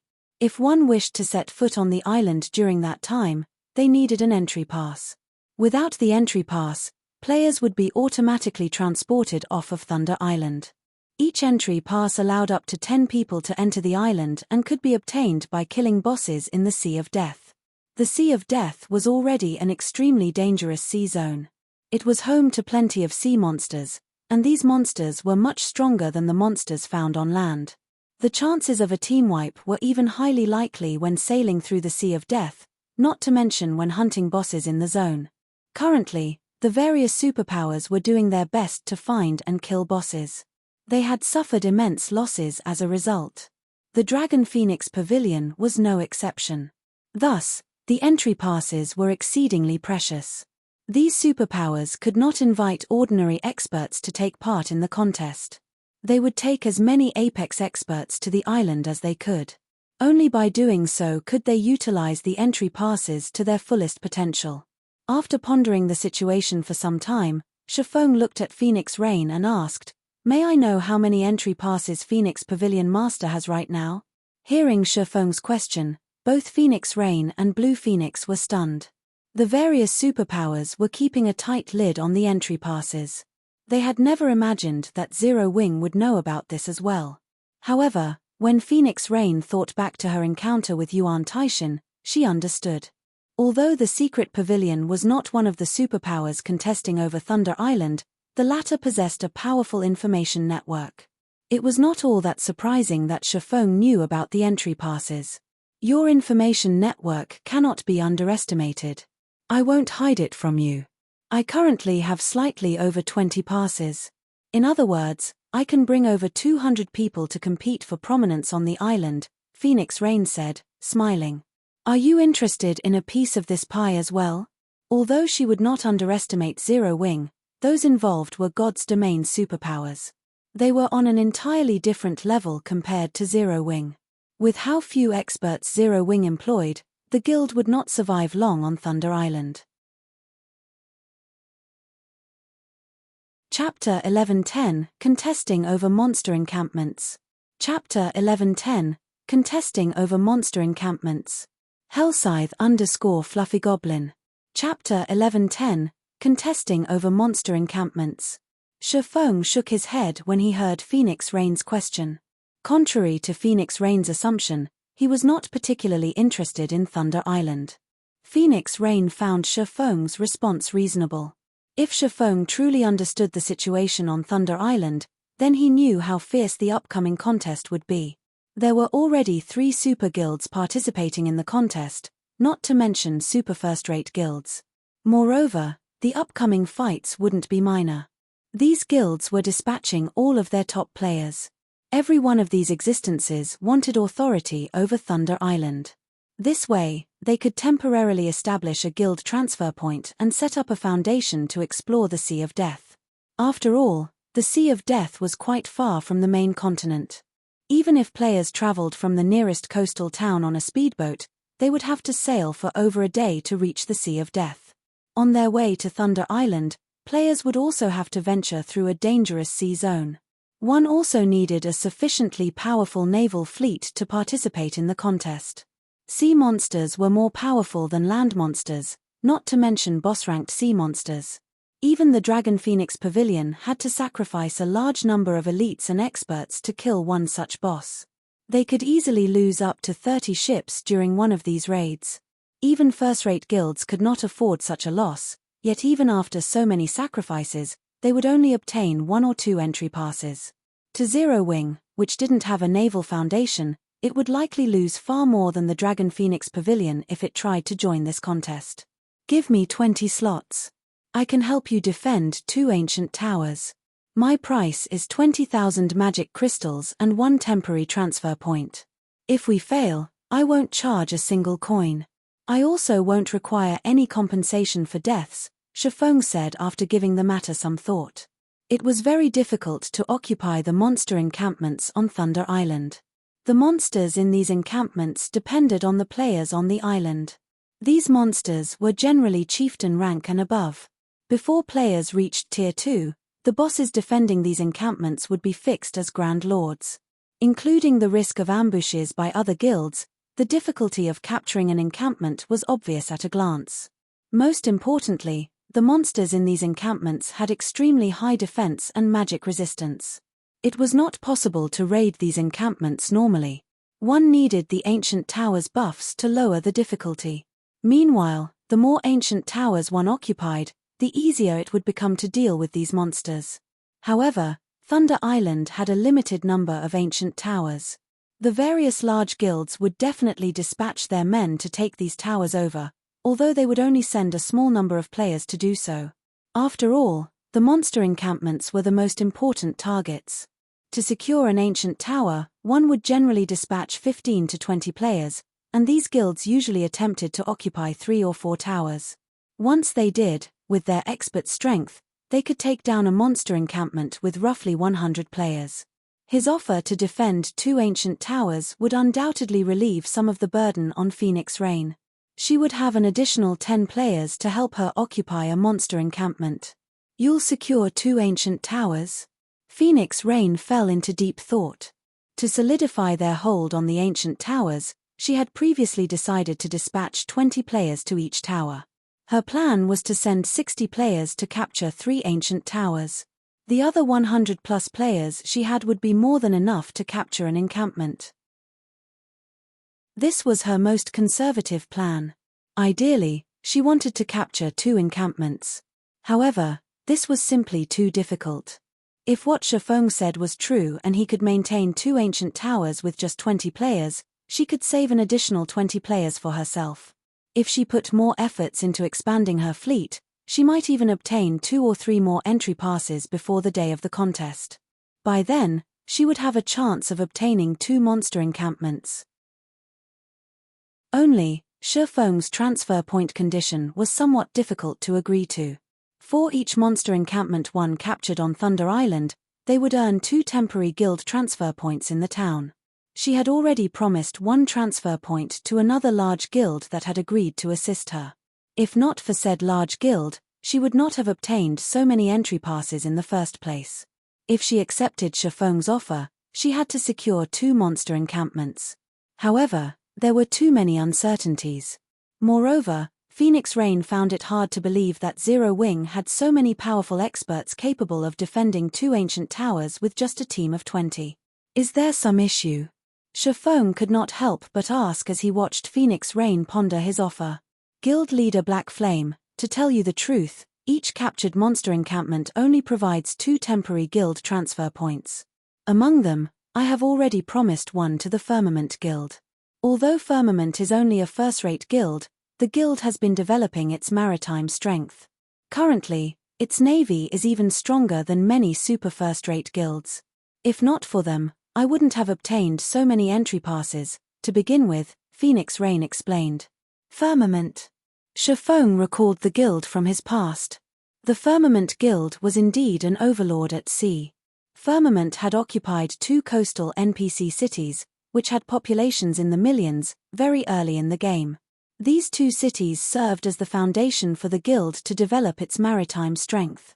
In addition, Firmament had focused on developing its navy. Although overall, it was significantly weaker than super first-rate guilds, battles at sea did not rely on guild experts. The quantity and quality of the guild's ships also played a major role. In the past, even some super guilds had not been a match for Firmament's combat power at sea. It was no wonder why the Dragon Phoenix Pavilion had managed to obtain so many entry passes, despite having recently begun its naval development. When will Thunder Island's contest begin? Shifeng asked. The contest will begin in 7 days. However, traveling to the island takes a full day, so we only have 6 days to prepare, Phoenix Rain replied as she gave Shifeng a quizzical look. She didn't understand why Shifeng had asked such a question. 7 days should be enough, Shifeng said, laughing. Phoenix Pavilion Master, how about I make you another offer? Give me 60 slots. As long as your side can hold 3 ancient towers, my side will capture a monster encampment for you. In return, I want 100,000 magic crystals or lands of equivalent value in addition to one temporary transfer point. What do you think? When Phoenix Rain and Blue Phoenix heard Shifeng's new proposal, they stared at him in shock. They both believed that Shifeng was insane. While 100,000 magic crystals was not a problem for them, they simply did not understand where Shifeng found his confidence to make such a bold claim. Based on her estimation, under the assumption that they could capture 3 ancient towers as planned, capturing a monster encampment required at least 100 apex experts. Although the guild seemed full of experts to ordinary players, in the eyes of superpowers, Zero Wing only had around 10 truly capable experts. How was Shifeng going to fill the 50 remaining slots? Even if he could dispatch another 50 capable experts, it was impossible to capture a monster encampment with just 60 players. Phoenix Pavilion Master, you originally planned to capture only one encampment, right? You should know that the likelihood of capturing a second is quite low. Even if you allow Zero Wing to fight for the second encampment, I'm sure you won't suffer much loss. If you are still not sure, I can sign an agreement. If Zero Wing fails to secure the second encampment, we will pay 100,000 magic crystals. How about it? Chapter 1111 Improving Strength. Chapter 1111 Improving Strength. Hellscythe _ Fluffy Goblin.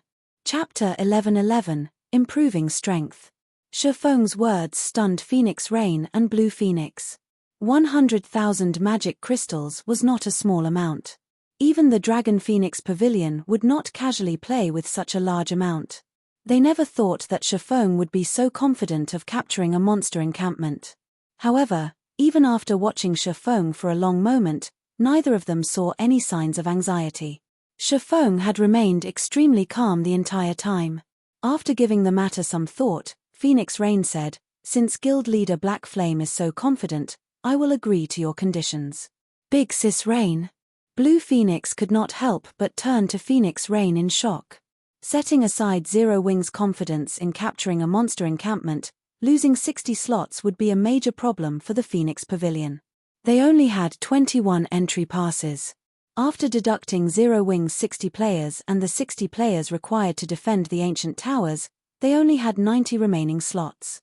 Even if they were lucky and obtained another 3 passes in the next few days, attempting to capture a monster encampment with only 120 experts was risky.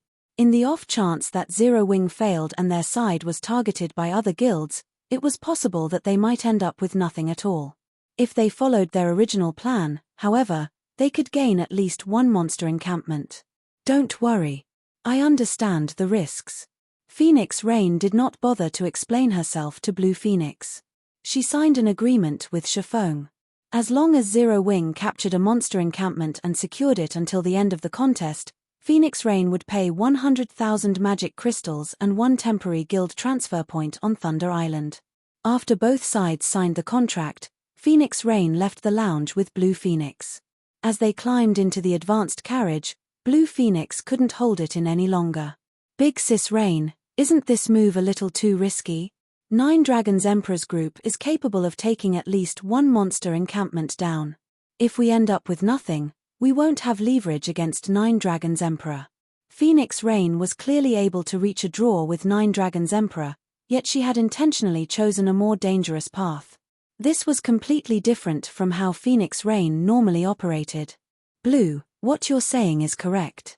If we follow according to the original plan, we could end in a draw, Phoenix Rain said, chuckling.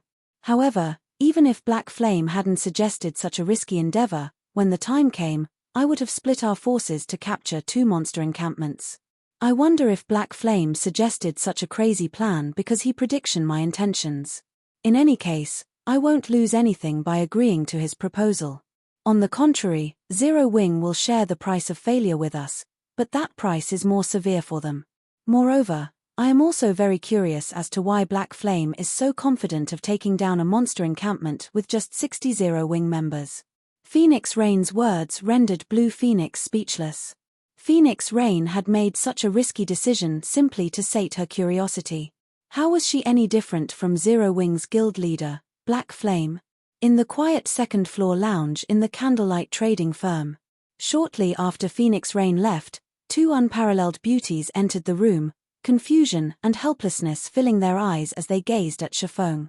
Guild leader, this is a battle between God's domain superpowers. Their strength is on an entirely different level. Aren't we taking too large of a risk for 100,000 magic crystals? Aqua Rose asked, her head aching. Before encountering the secret pavilion simulation training system, she had assumed that there was only a small difference between first-rate guilds and super guilds.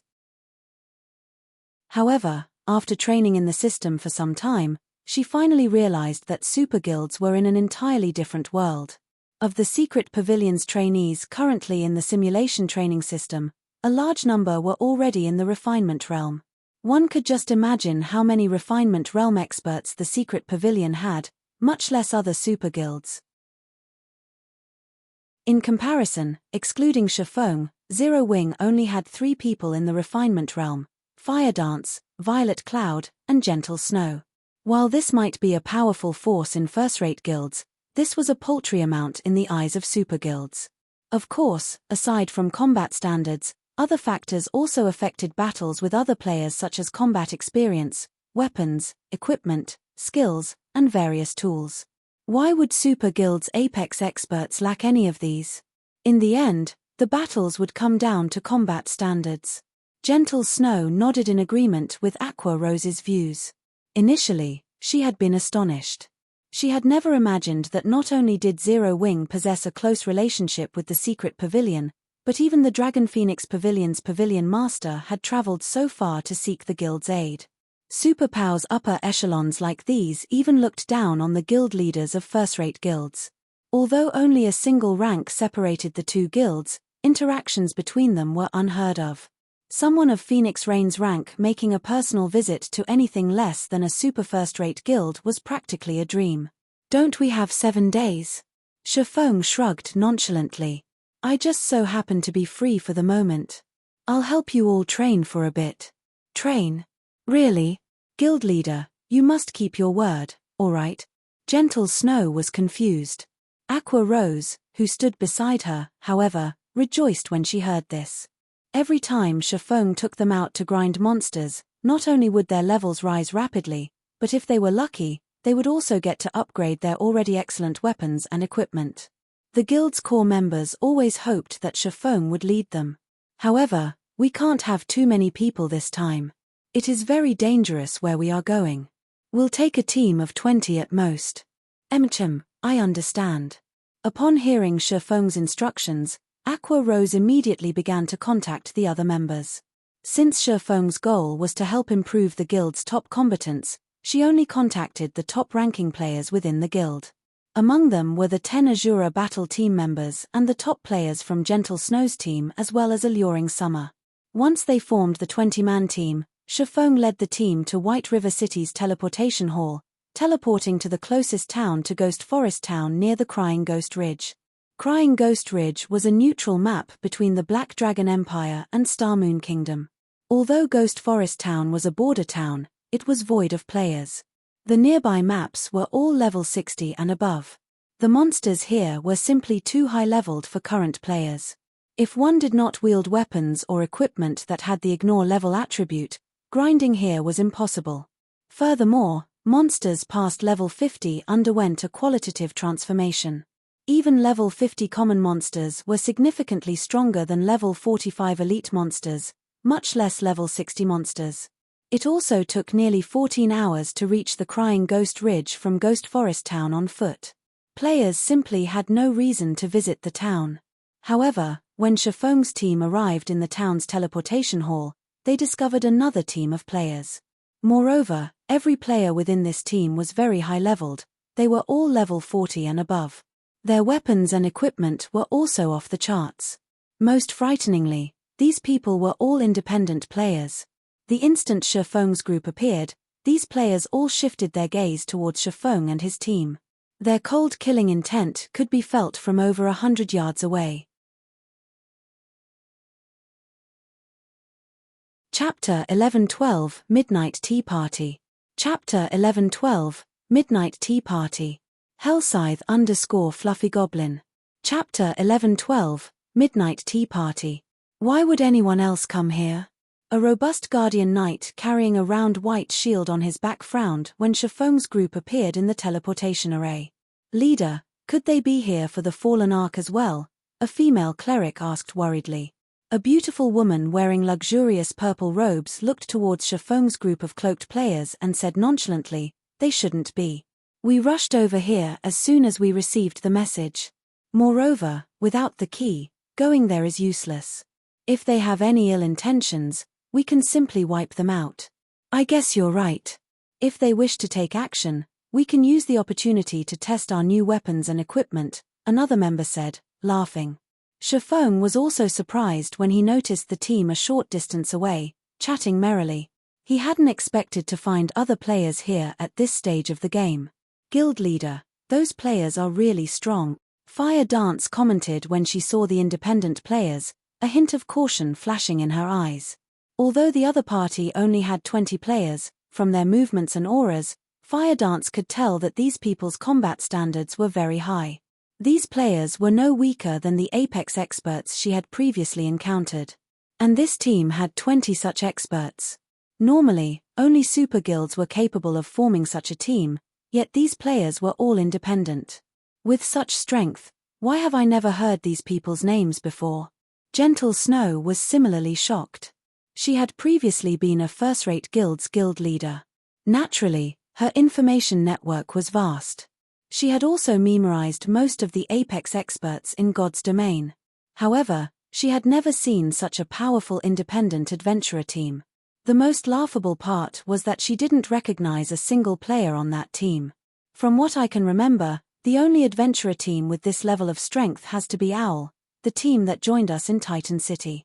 When Aqua Rose saw this 20-man team, she could not help but recall Owl.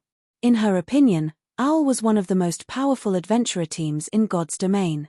She had never imagined that she would encounter another team of such caliber. "Guild leader, should we make their acquaintance?" Independent teams were different from guilds. They might be able to recruit this adventurer team to Zero Wing. Even if they failed to do so, it wouldn't hurt to know such a powerful adventurer team. In the event that they needed more manpower in the future, they could request these independent players' help. After all, Apex experts were extremely rare in God's domain. Gentle Snow nodded in agreement. If they could recruit these players to Zero Wing, it would undoubtedly push the guild to a whole new level. They would also have more confidence in the contest on Thunder Island.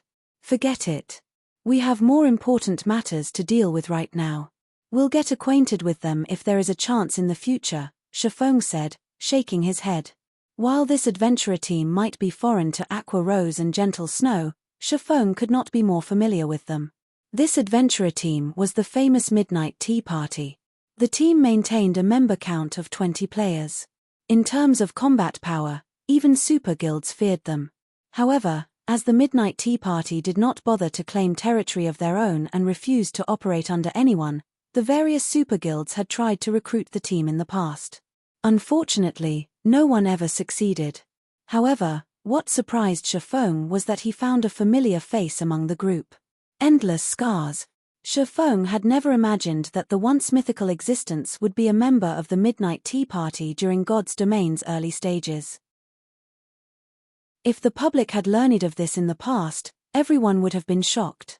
Although members that left the Midnight Tea Party had gone on to their own great achievements in the past, none of them had ever been as successful as Endless Scars. Ranking as the #1 player on the God's Domain experts list meant that Endless Scars had stood at the peak of God's Domain. Yet, when Shifeng thought about how Endless Scars' status as one of the Blackwater Corporation's representatives, his head started to ache. The Blackwater Corporation's background was extraordinary. If Endless Scars joined Blackwater and became one of its leaders, he did not dare to imagine what kind of future awaited the guild. However, Shifeng had never heard of Endless Scars joining Blackwater in the past. She had gone solo throughout her entire career in God's domain. Following which, Shifeng led his team into an NPC shop to stock up on food and beverages.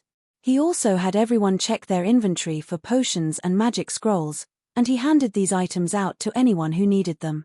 After everyone rested, They rode their mounts to the neutral map Crying Ghost Ridge. The journey that typically required 14 hours only took Shifeng and the others 4. Moreover, the group didn't encounter a single monster attack on their way, surprising them all. There were level 60+ monsters all over the place, and they were only level 40+ players. The massive level difference would allow monsters to detect them easily, yet none of the monsters attacked them during their journey.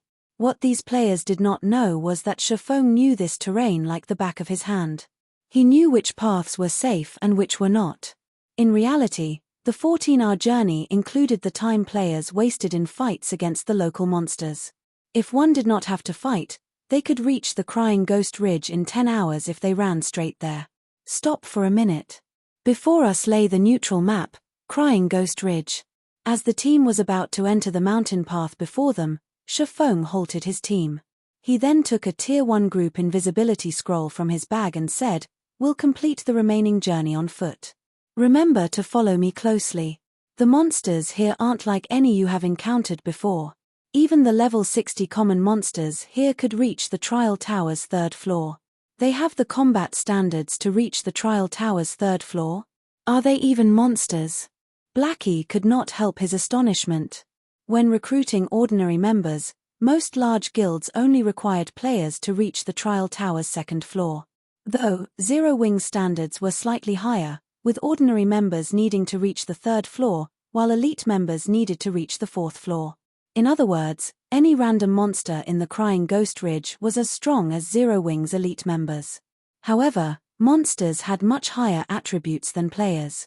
If both sides had the same combat standards, monsters could easily kill players. Everyone's relaxed expressions immediately vanished, and they began to move cautiously. At the same time, they were very curious about why Shifeng had led them to such a dangerous location. Following which, Shifeng activated the group invisibility scroll. As long as they did not attack or receive any attacks, they would remain invisible. The group invisibility scroll's only drawback was that it would reduce the affected player's movement speed to 80% and its duration was only 10 minutes.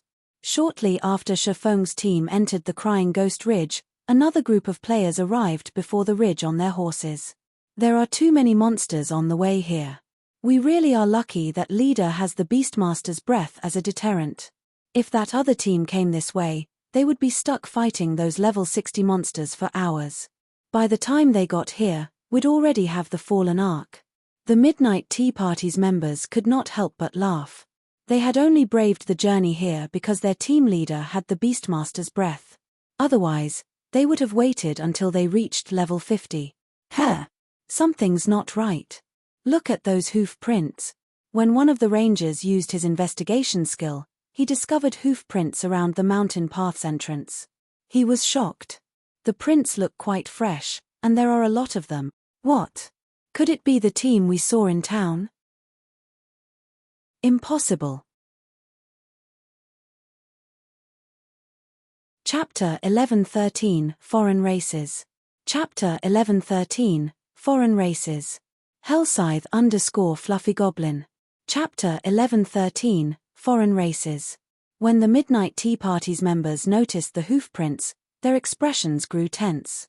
The Crying Ghost Ridge was a level 60 to level 75 map. To current players, this place was a forbidden land. If not for their interest in the Fallen Ark inside the ridge, they would not have bothered coming here at all. Even if they were trying to avoid contact with large guilds, they would only level and quest in level 55 or so maps. Why wouldn't they be surprised to find hoof prints from other mounted players? Breeze Wine, the Midnight Tea Party's leader, turned to TA Delicate, pretty assassin in white clothes and ordered, "Wave, scout ahead and see how many people they have and how far ahead they are." The assassin class was not only skilled in the art of assassination. These players were also talented trackers. If an assassin's tracking skill were a high enough level, they could even determine general information of the other party through their footprints. For example, the white-clothed assassin had leveled her tracking to Tier 1, level 9. At this stage of the game, an assassin with the skill at Tier 1, level 2 was already impressive. After all, it was not a commonly used skill. "Leave it to me." The pretty assassin called Netherworld Wave nodded. She then jumped off her massive avian mount and checked the hoof prints. As for the rest of the team, they also dismounted and sat to rest. Although they had ridden their mounts the whole way here, several hours of riding was a burden on their stamina. By sitting to rest, they could recover some of the lost stamina. There are 20 sets of prints. It should be a team of level 40 and above players. The prints are less than half an hour old.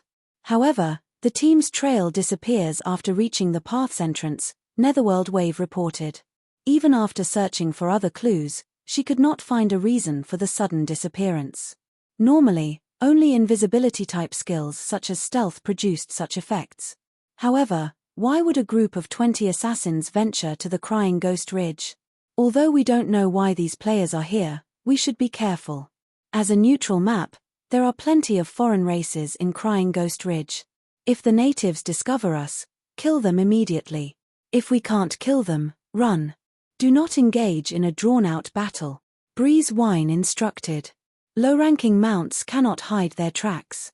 And my Beastmaster's breath is only effective against low-intelligence monsters. It won't be nearly as effective against the races here. From this point on, we'll advance on foot.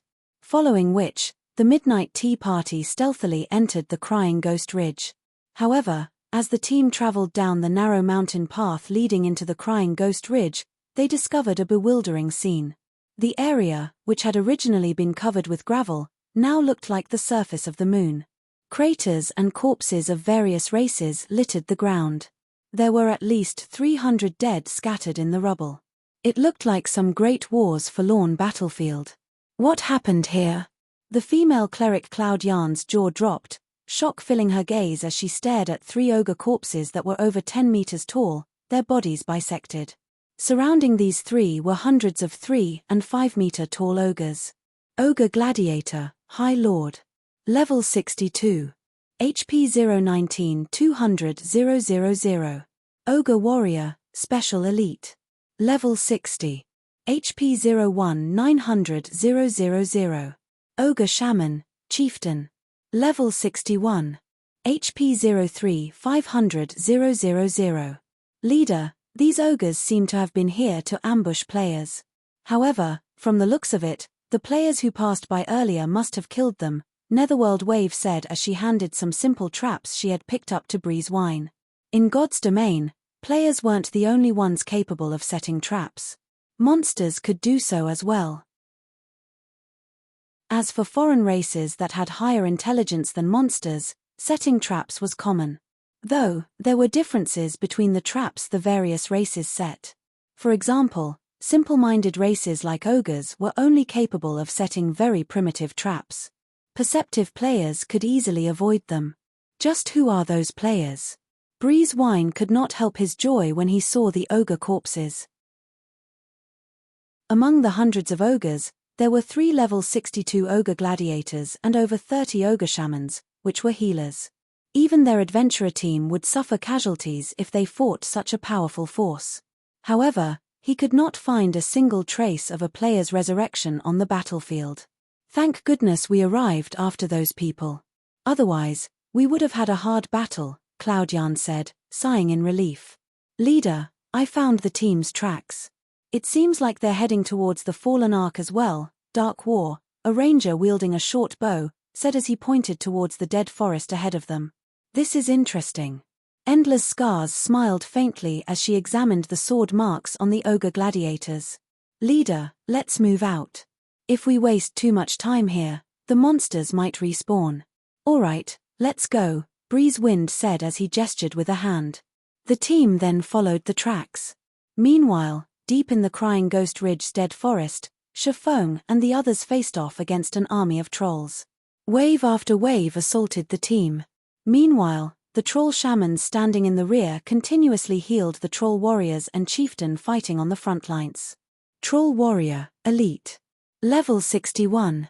HP 650 000650 000.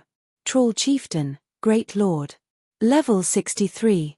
HP 42 000 000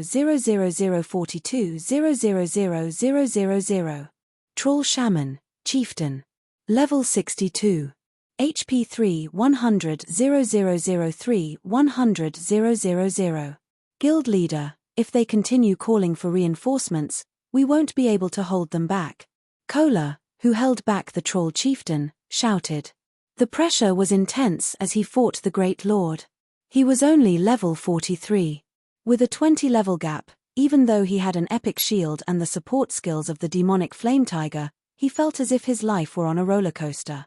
Every one of the troll chieftain's normal attacks dealt over minus 19,000 damage, while a skill would deal over minus 26,000. Meanwhile, he only had slightly over 35,000 HP. If not for the cleric's truth shield and oracle's protection on him, the Great Lord's skills would have killed him instantly. Wait a little longer. Turtle Dove and Woomian, try to lure as many troll warriors away from the chieftain as possible, Shifeng unhurriedly instructed. Guild leader, there are too many trolls here. If any more join the fray, I'm afraid that we won't be able to deal with them. Gentle Snow felt her chest tighten as she watched more troll warriors join the battle. They could deal with their foes if the monsters were simply level 40 plus elites. However, these were level 60 plus elite monsters. Furthermore, aside from the abundant EXP, killing these monsters wasn't particularly profitable. The elite and chieftain ranked trolls they had already killed had only dropped silver coins and some materials. They hadn't even dropped a piece of mysterious iron equipment. Almost. Just hold on for a little while longer. Shifeng did not bother to explain. God's Domain's neutral maps were home to various foreign races. Unlike humans, foreign races were very talented. Some were good with magic, some possessed unmeasured strength, some had acute five senses, and some were natural-born warriors. To put it simply, foreign races were much stronger than humans. During ancient times, humans had consistently ranked at the very bottom among the races in God's domain. Humans did not have an edge in combat. However, humans' intelligence was unmatched. The human race had only achieved the prosperity it enjoyed today by accumulating and passing on their knowledge from one generation to the next. Although humans were still no match for archaic species, they had become the race on the continent of God's domain and occupied most of the continent's territories. There were two foreign races in Ghost Crying Ridge, ogres and trolls. While ogres wielded boundless strength, they lacked the intelligence to produce weapons that could maximize that strength. Trolls, on the other hand, were very smart. Normally, they would gather wood and stone to forge weapons for battle. Green ebony was among the wood these trolls harvested. Hence, when killing these trolls, there was a chance that green ebony would drop. Of course, players could also search the Crying Ghost Ridge for harvestable green ebony. However, the process was troublesome. Moreover, to Shifeng and the others, Crying Ghost Ridge was still too dangerous to explore casually. There were many places that they couldn't reach yet. Thus, Shifeng settled on killing trolls for the wood.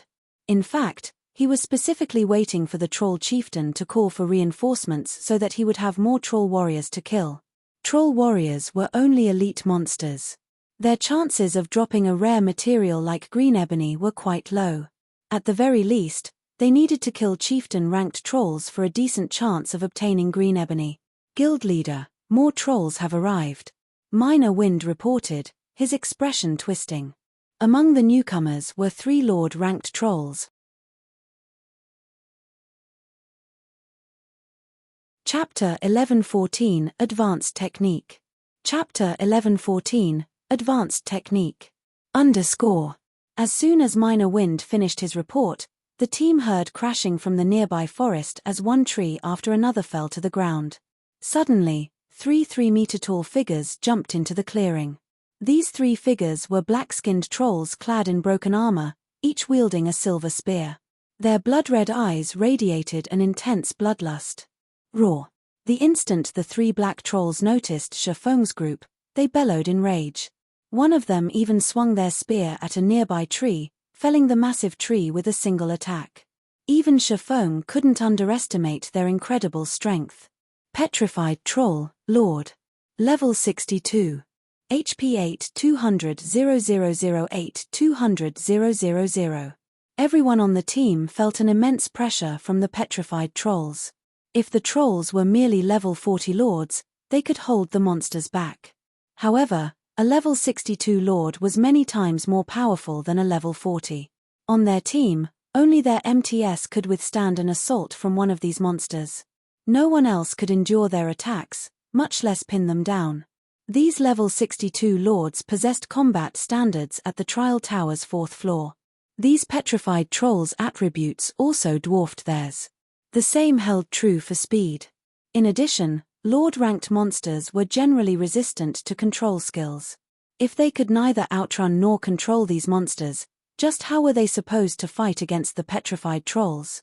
Shifeng's expression was just as serious as the rest of his team. What rotten luck! It's even capable of summoning petrified trolls. The troll chieftain surprised Shifeng. Unlike ordinary trolls, petrified trolls had petrification runes carved all over their bodies, which made their skin harder than even steel. They were also monstrously strong. They were famous for being difficult enemies. In the past, players that encountered these petrified trolls generally turned and fled. The 3 petrified trolls didn't give Shifeng's team much time to react. Without hesitation, they pounced on Kola, who currently held back the troll chieftain. Why are they always targeting me? Glancing at the approaching petrified trolls, Kola activated his Tier 1 protection blessing and last stand, reducing all incoming damage by 50%, weakening any impact he received, and increasing his maximum HP by 40%. Instantly, his maximum HP rose to 49,530. Peng! Peng! Peng! 3 silver spears struck Kola's dragonscale shield, one after another. -6,717. -6,809. -6,784. Following which, the troll chieftain brandished its massive red greatsword and slashed at Kola. Tier 3 skill, Storm Rage. Quickly adjusting his footwork, Kola lifted his shield just in time to block the attack coming from his side. Meanwhile, the distant violet cloud quickly cast a truth shield on the Guardian Knight. Boom! When the troll chieftain's greatsword crashed into the dragonscale shield, dazzling sparks flew as a loud boom resounded through the dead forest. Everyone felt the shockwave from the impact. As for Kola, numerous deep cuts ripped apart the ground around him. The truth shield on Kola shattered as the Guardian Knight was thrown, only stopping when he crashed into a large tree. The wood splintered upon impact. -19,678. What a powerful move. Everyone gasped at the power of the troll chieftain's attack. If not for Kola activating protection blessing and last stand beforehand, he would have died instantly. After witnessing this assault, the team finally understood that these trolls were far from ordinary. The trolls could actually coordinate their attacks. It was also obvious that the troll chieftain had already planned this, saving its ultimate move to deal a final blow. Unfortunately for the trolls, Kola was Zero Wings number 1 MT. He wore a Tier 1 set equipment and wielded the epic ranked dragonscale shield. In addition, he had 3 advanced mana armor kits equipped. After activating his life-saving skills, he was not that easy to instant kill. However, after receiving the 4 trolls combination attack, Kola had less than 10,000 HP remaining. Shifeng took a Tier 2 magic scroll from his bag, unfurling it and reading the incantation within. Immediately, the dark blue magic scroll began to activate. 18 ice spears appeared around Shifeng. He then controlled the frozen spears to attack the troll chieftain and the 3 petrified trolls. Tier 2 spell, Ice Wheel. Every one of the 18 ice spears was powerful. If they all hit their mark, even a great lord would suffer severe wounds. Go! However, Shifeng did not simply use the 18 spears to attack the trolls. Instead, he executed Sword's Orbit with the spears. The 18 spears formed a beautiful star of ice and struck at the 4 trolls. Boom! Boom! Boom! The instant the spears met the trolls, a series of crashes echoed throughout the clearing. The trolls cried in agony. Guild leader, you're too good to me. You used a Tier 3 magic scroll to save me. Kola released a sigh of relief when he saw the 4 trolls being pushed back. The team's 4 healers hadn't recovered half of his HP yet. If he received another round of attacks, he would have no choice but to activate his final life-saving skill.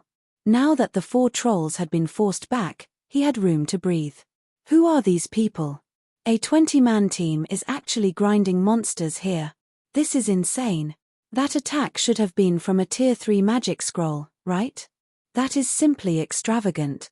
While Shifeng's team fought the trolls, the Midnight Tea Party watched the battle from above the distant forest. They were curious as they observed Shifeng's team of 20 cloaked players in battle.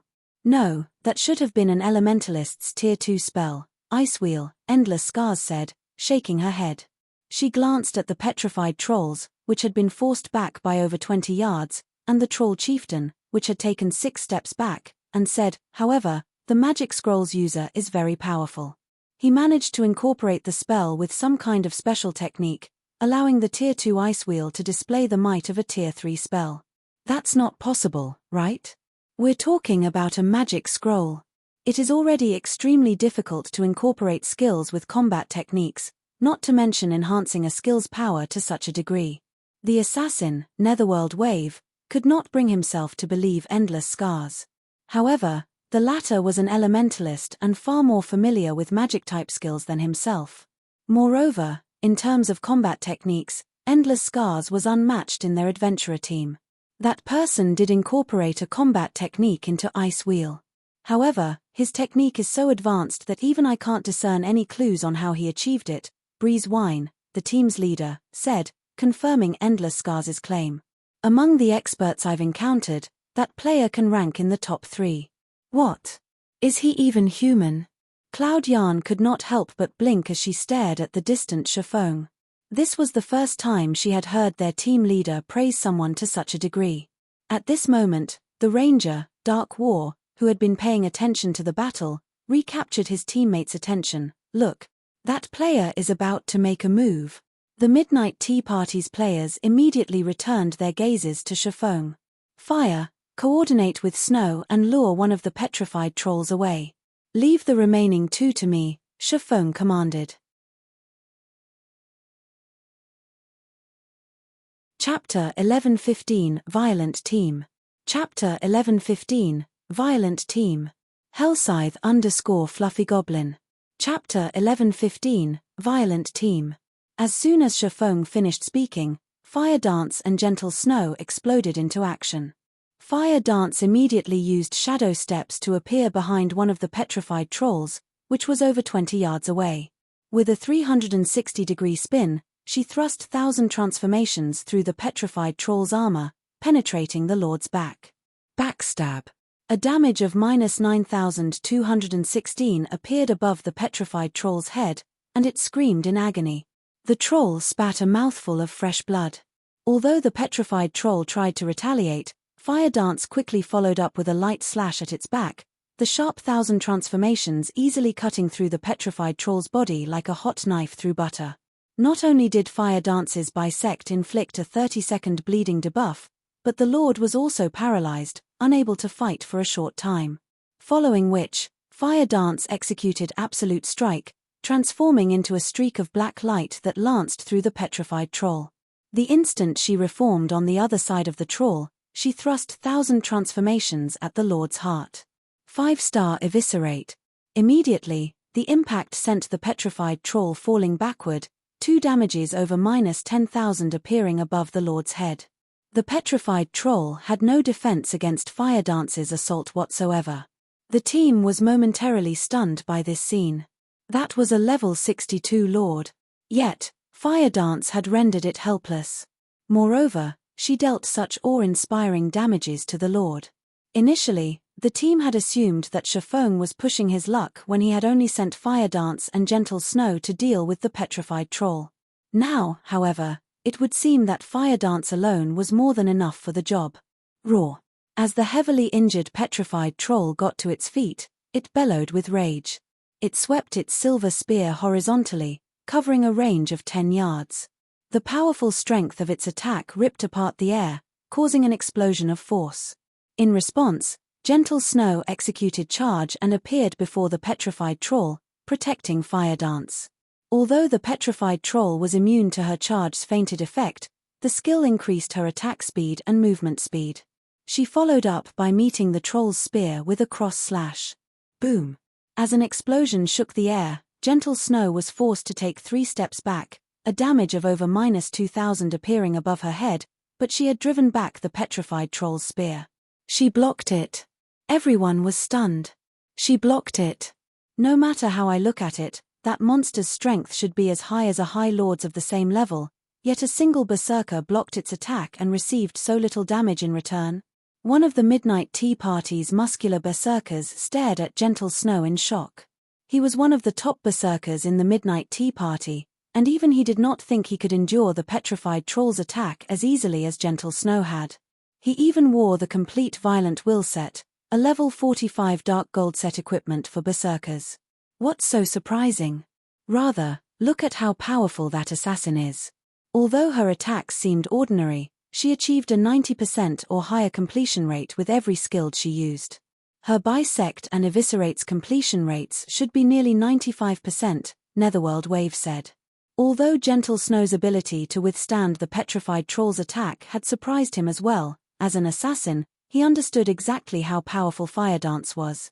Big Sis Endless, who do you think these people are? They're all as strong as monsters, the female cleric Cloud Yarn asked Endless Scars curiously. Among their team members, Endless Scars had the most powerful information network. They're all wearing black cloaks. With their information hidden, even I have no way of determining their identities. However, there are not many experts at this level in God's domain. Although I know of a few, none of their actions or behavior match these people, Endless Scars said, shaking her head. However, what the members of the Midnight Tea Party did not know was that while level 62 lords might be difficult to deal with for other experts, Fire Dance and Gentle Snow were not among them. After all, one of them wielded the fragmented legendary ranked 1000 transformations, while the other wore the fragmented legendary ranked 7 luminaries battle armor. With these godly items, how could they not be capable of injuring a level 62 lord? As the Midnight Tea Party conversed quietly, Shifeng launched his own assault. He activated Dragon's Authority, inflicting the fear debuff on all enemies within a 50-yard radius and reducing their attack power, attack speed, and movement speed by 40% for 1 minute. Although the skill couldn't reduce the petrified troll's movement speed, it could slightly reduce their attack power and attack speed. Moreover, the skill affected all nearby trolls, making it much easier for his other team members to fight these monsters. Shifeng then activated the Aura of Wind, increasing his movement speed and attack speed significantly. He executed Wind Blade and appeared before the 2 petrified trolls before executing Sword's Orbit, blue starlight wrapping around his body. As the starlight bloomed, not only did he force the 2 petrified trolls back, but a bloody gash also appeared across their bodies as a frightening damage appeared above both of their heads. -13,489, -27,544. Shifeng didn't receive any damage. Angry Tyrant's effects sure are frightening. As expected from excellent epic equipment. Shifeng was quite satisfied as he looked at the delicate braces around his wrists. Dark red runes faintly shone on the braces. The Angry Tyrant's strength bonus was above average even among epic items. When its passive skill, Angry Blow, took effect, it pushed his combat power to a whole new level. If not for these epic braces, he would not have decided to confront the 2 lords directly, opting for a safer approach instead. Although the petrified trolls possessed high defense and strength, they were slower than ordinary lords of the same level. Even a Tier 2, level 50 assassin could easily outmaneuver a petrified troll, not to mention Shifeng, an expert with 5 epic items and a fragmented legendary item. Infuriated, the 2 petrified trolls howled. A blood-red haze then appeared around their spears. This move was none other than the petrified troll's Tier 2 skill, Blood Sacrificial Spear. It was a weapon-enhancing skill that doubled their weapon's attack power for 10 seconds and increased their attack speed by 30%. As numerous streaks of red light stabbed at Shifeng, the latter activated Flame Burst. The Abyssal Blade and Killing Ray both released blinding lights, illuminating the gloomy forest. Sword's Orbit. Boom. Boom. Boom. A series of clangs rang out. Pained screams followed. The 3-meter-tall petrified trolls transformed into 2 massive fireballs as the attack sent them flying. They crashed through numerous trees before they finally fell to the ground. Everyone involuntarily shivered when they saw the 2 monsters' bodies. Meanwhile, the 2 lords' HP bars shrank by a small chunk. -134,858. -135,047.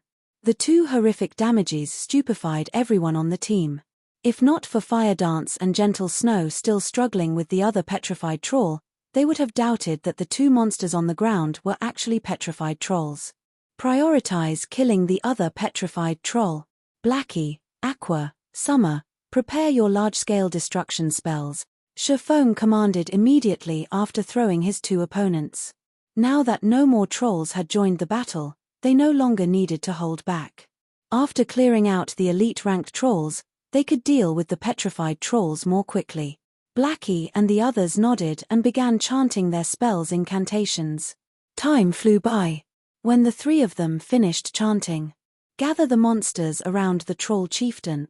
Blackie, use Guardian of Light on Cola. Under Shifeng's command, the team gathered around the troll chieftain.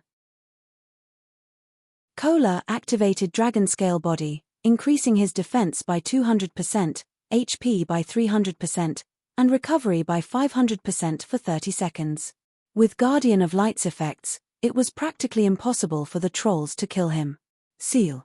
When Shifeng saw that most of the monsters had been herded, he activated Skywheel Sword and limited the monsters' movement. Attack.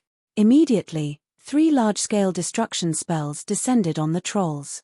As for Shifeng, he switched the Aura of Wind for the Aura of Fire and activated Firestorm. Thunder and fire bombarded the monsters. By the time the spells ended, all elite-ranked trolls were dead. Even the chieftain-ranked troll shamans had less than half their HPs remaining. You're tuning in to the Celestial War YouTube channel. Don't forget to subscribe and join us on this journey to catch the most captivating stories.